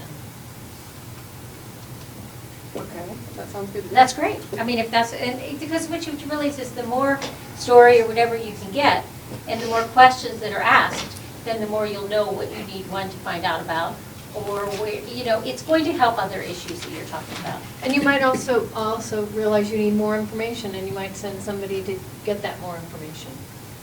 All right, so Brian, help me. The story is pretty much what we've already been saying as we've gone around to all of the staff meetings and presented the information, is that revenues are flat to honor salary schedule promises made is about 1.1, almost $1.2 million. So we have made reductions to make that happen, including probably for the first time this year, some cutting of positions not by attrition. Funds are extremely limited, and we'd just like to see how creative we can be with what we do control in the budget on rearranging things to be able to make something happen. Great. So can I hear interest then? Because I heard the story, so I guess the phrase knows as Oh, I thought, was I interest. supposed to be saying interest? No, I think you were doing story. Well, no, I mean, it's story, but I heard some interest. in So an interest is to keep, what's the word? Balanced budget. Balanced budget, to stay within our revenues.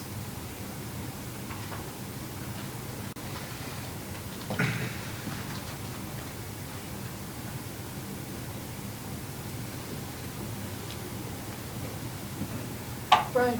To not eat into our previous year's carryovers.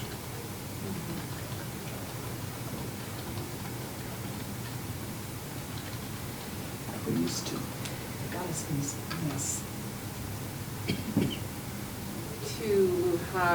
To maintain as many positions as possible.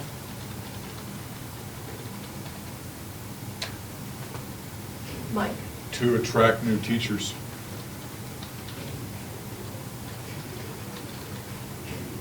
To retain good staff, excellent staff.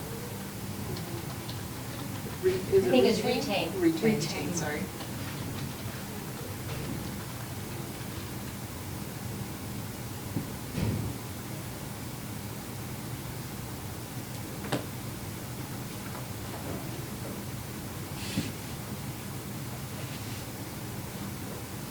Brian? To be conscientious of our long-term financial viability. Did you hear that? To be conscientious of our long-term viability. Financial. The long-term health of the district? That's Financial probably a better, viability. cleaner way to say it. Isn't that what I heard you say? Okay. Okay. I think Trustee Mandeville said something that was a little. Just call me Ellen. And I said the long-term financial health of the district.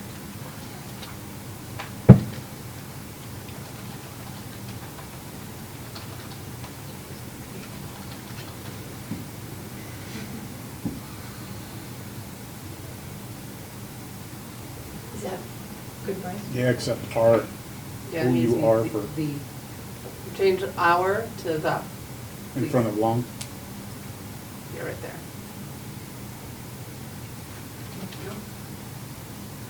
See, Brian's amazing. He's not just a numbers guy, he's actually good with words.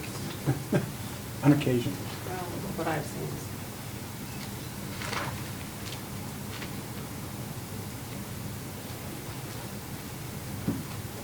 Are there any other interests?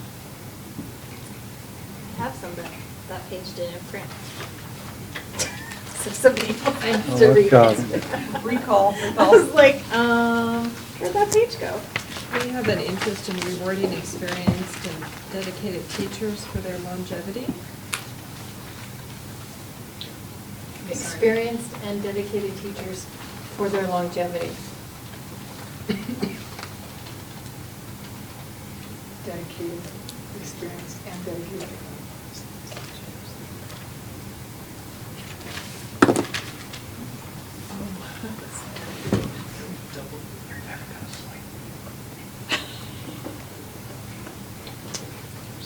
Is there another interest?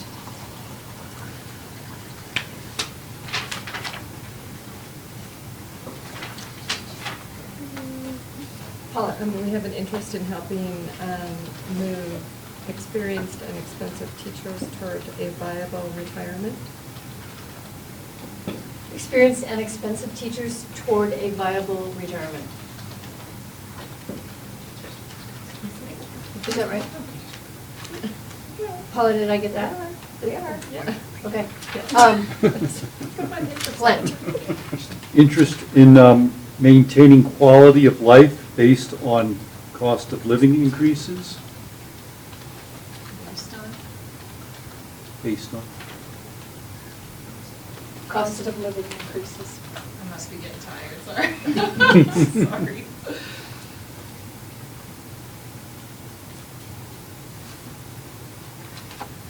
Flint? Interest in recognizing the increasing demands on teachers?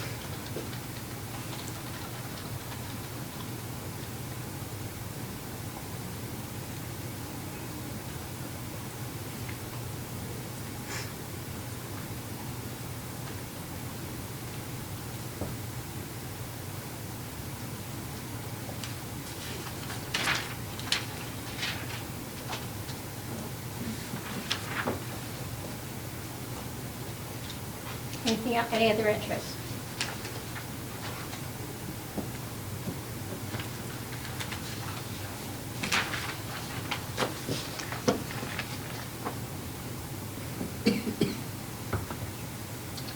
Marie? So,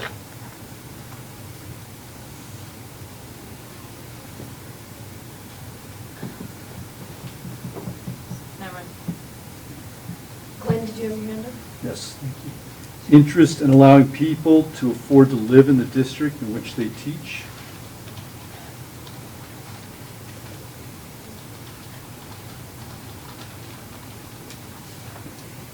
allowing people to afford to live in the district in which they teach. That's what I heard you say. Wasn't my best writing ever.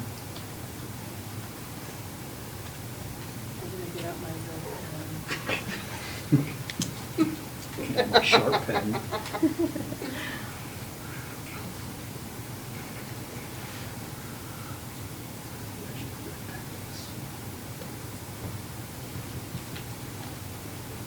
Any other? Marie? Right.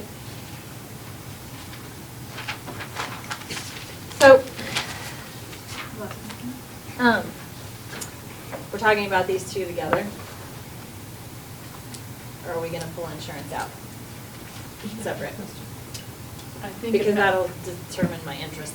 I think it maximizes creativity to talk about it all together, because it's all the same pot of money.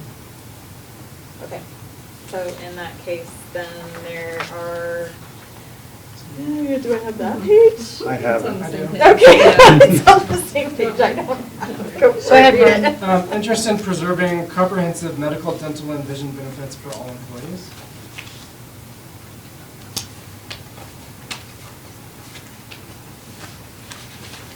Two things. That last page. Benefits. Glenn? After vision. Okay. Interest in providing affordable quality care for all employees and their families.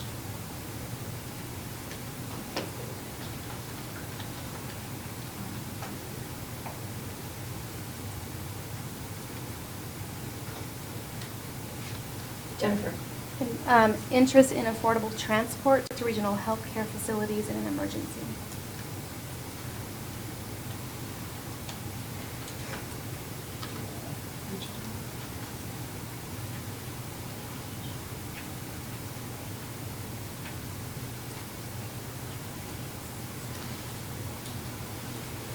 Is that correct? In an emergency.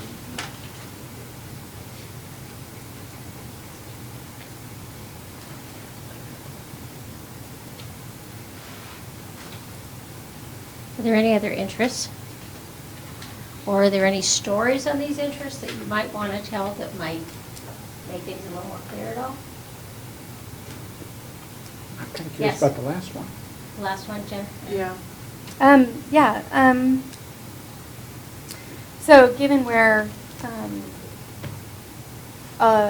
many of us live, and how far it is sometimes to transport people in an emergency.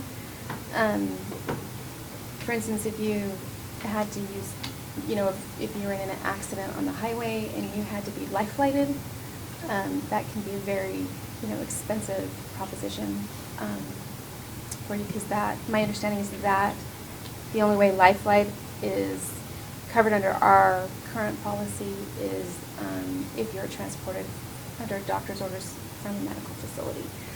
The other thing is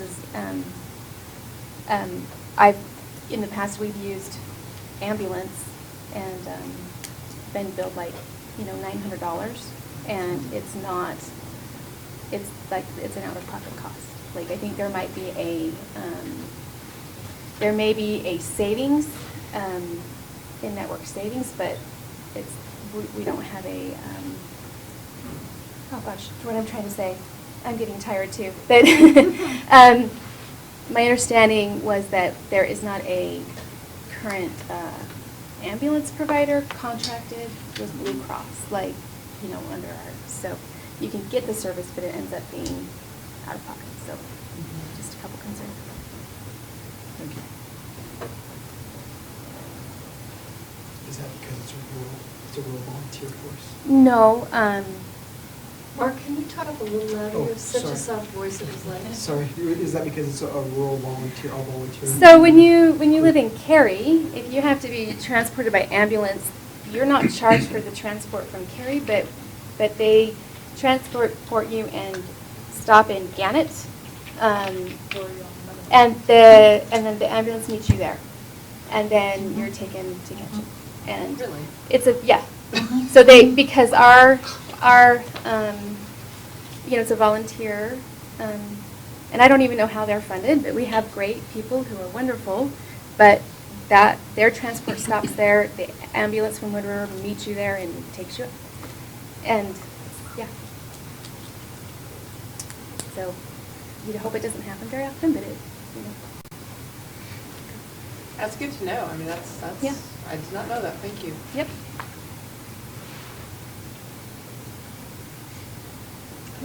I'm not sure if this is an interest or something, but, Maria, maybe you can help me.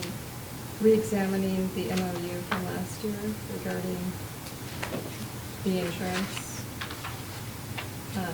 money that wasn't used last year.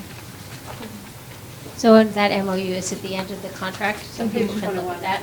Yes. Recommendation for the leftovers. Right. Page 21.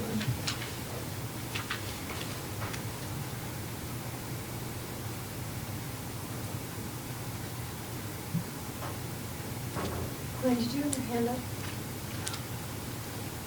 I did. Is this one we want stories or not? Why not? It'll help for tomorrow. Well, increasing demands on teachers, just to give a few examples, we have a new advisory program at the high school, which is an added prep for all teachers. Julia, maybe you can help me with this. 3 or 4 years ago, we had about 720 kids in the high school, 740 kids. I don't know numbers, I'll be honest, I don't know the population back. And now we have about 940. So we have 200 more kids, about 21% more kids. Yet we have the same number of math teachers we had back then. Still 9 math teachers. And so we've increased our workload in several different ways. How many more teachers do you have overall? Do you know? I don't know, I can only really speak to my department. But that department is carrying far more kids. Can we just scroll the page so we can see all of the, yeah, that's all.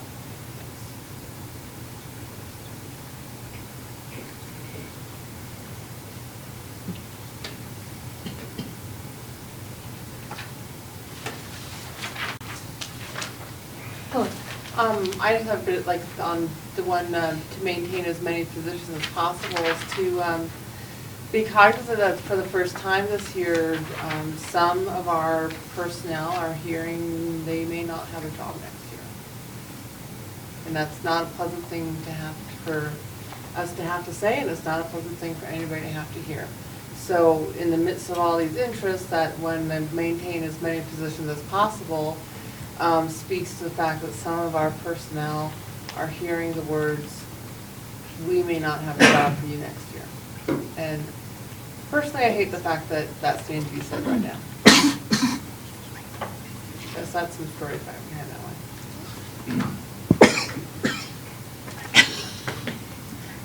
Drinking.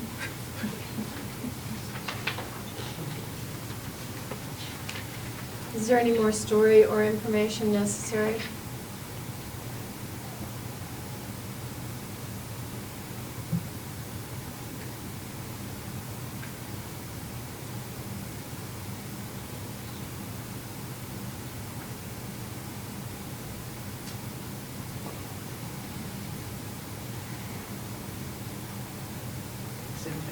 I just want to emphasize, re-emphasize what Ellen just said. There are people that won't have the benefits and the compensation because they won't have a job. Marie? I'd like to caucus. Okay. There's not a lot of time left. How 10 much minutes. would you like? 10 minutes. And then we'll 10's great. close it out. And then we can write our statement. And do our agenda? Perfect. Thank you.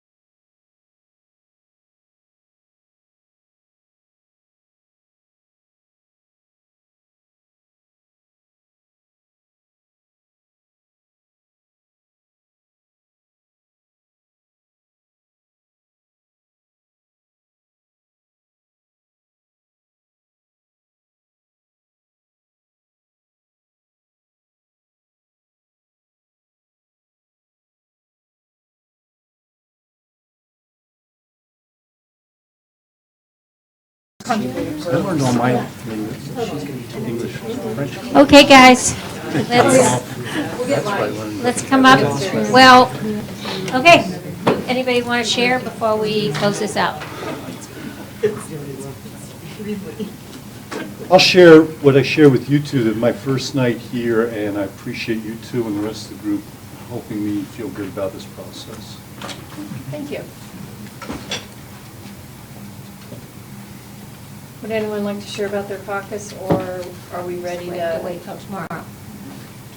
Yes. Well, I'm just wondering if we can kind of leave it as it is and come back to this. You bet. Absolutely. Come back to these two sections, when we start tomorrow. You bet. So, yeah, that's the thing, is when we set the agenda, we can decide what you Okay. want to talk about All right. first. And So with that, let's look here and let's decide as a group what you would like to start with tomorrow. I'd like to continue the discussion where we're at right now, continuing on with salary and benefits. Okay, is people agreeable to that? We'll start with that.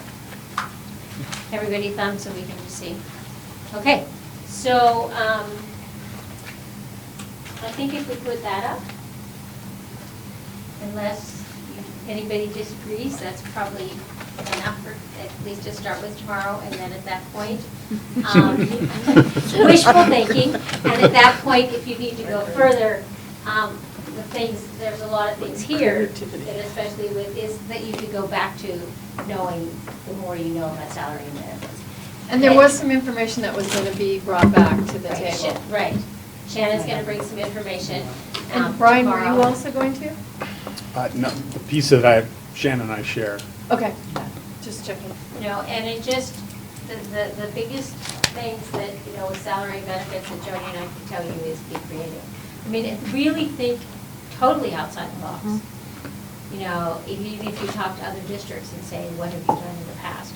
Because there's some districts that have, because this has been a situation that they've been in for a lot longer than this. And they have thought of really creative ways of how to get people feeling good and getting something, but, That everybody can live with, at least. Okay, want to look at that and just change, it's probably already changed, so you might just have to approve it.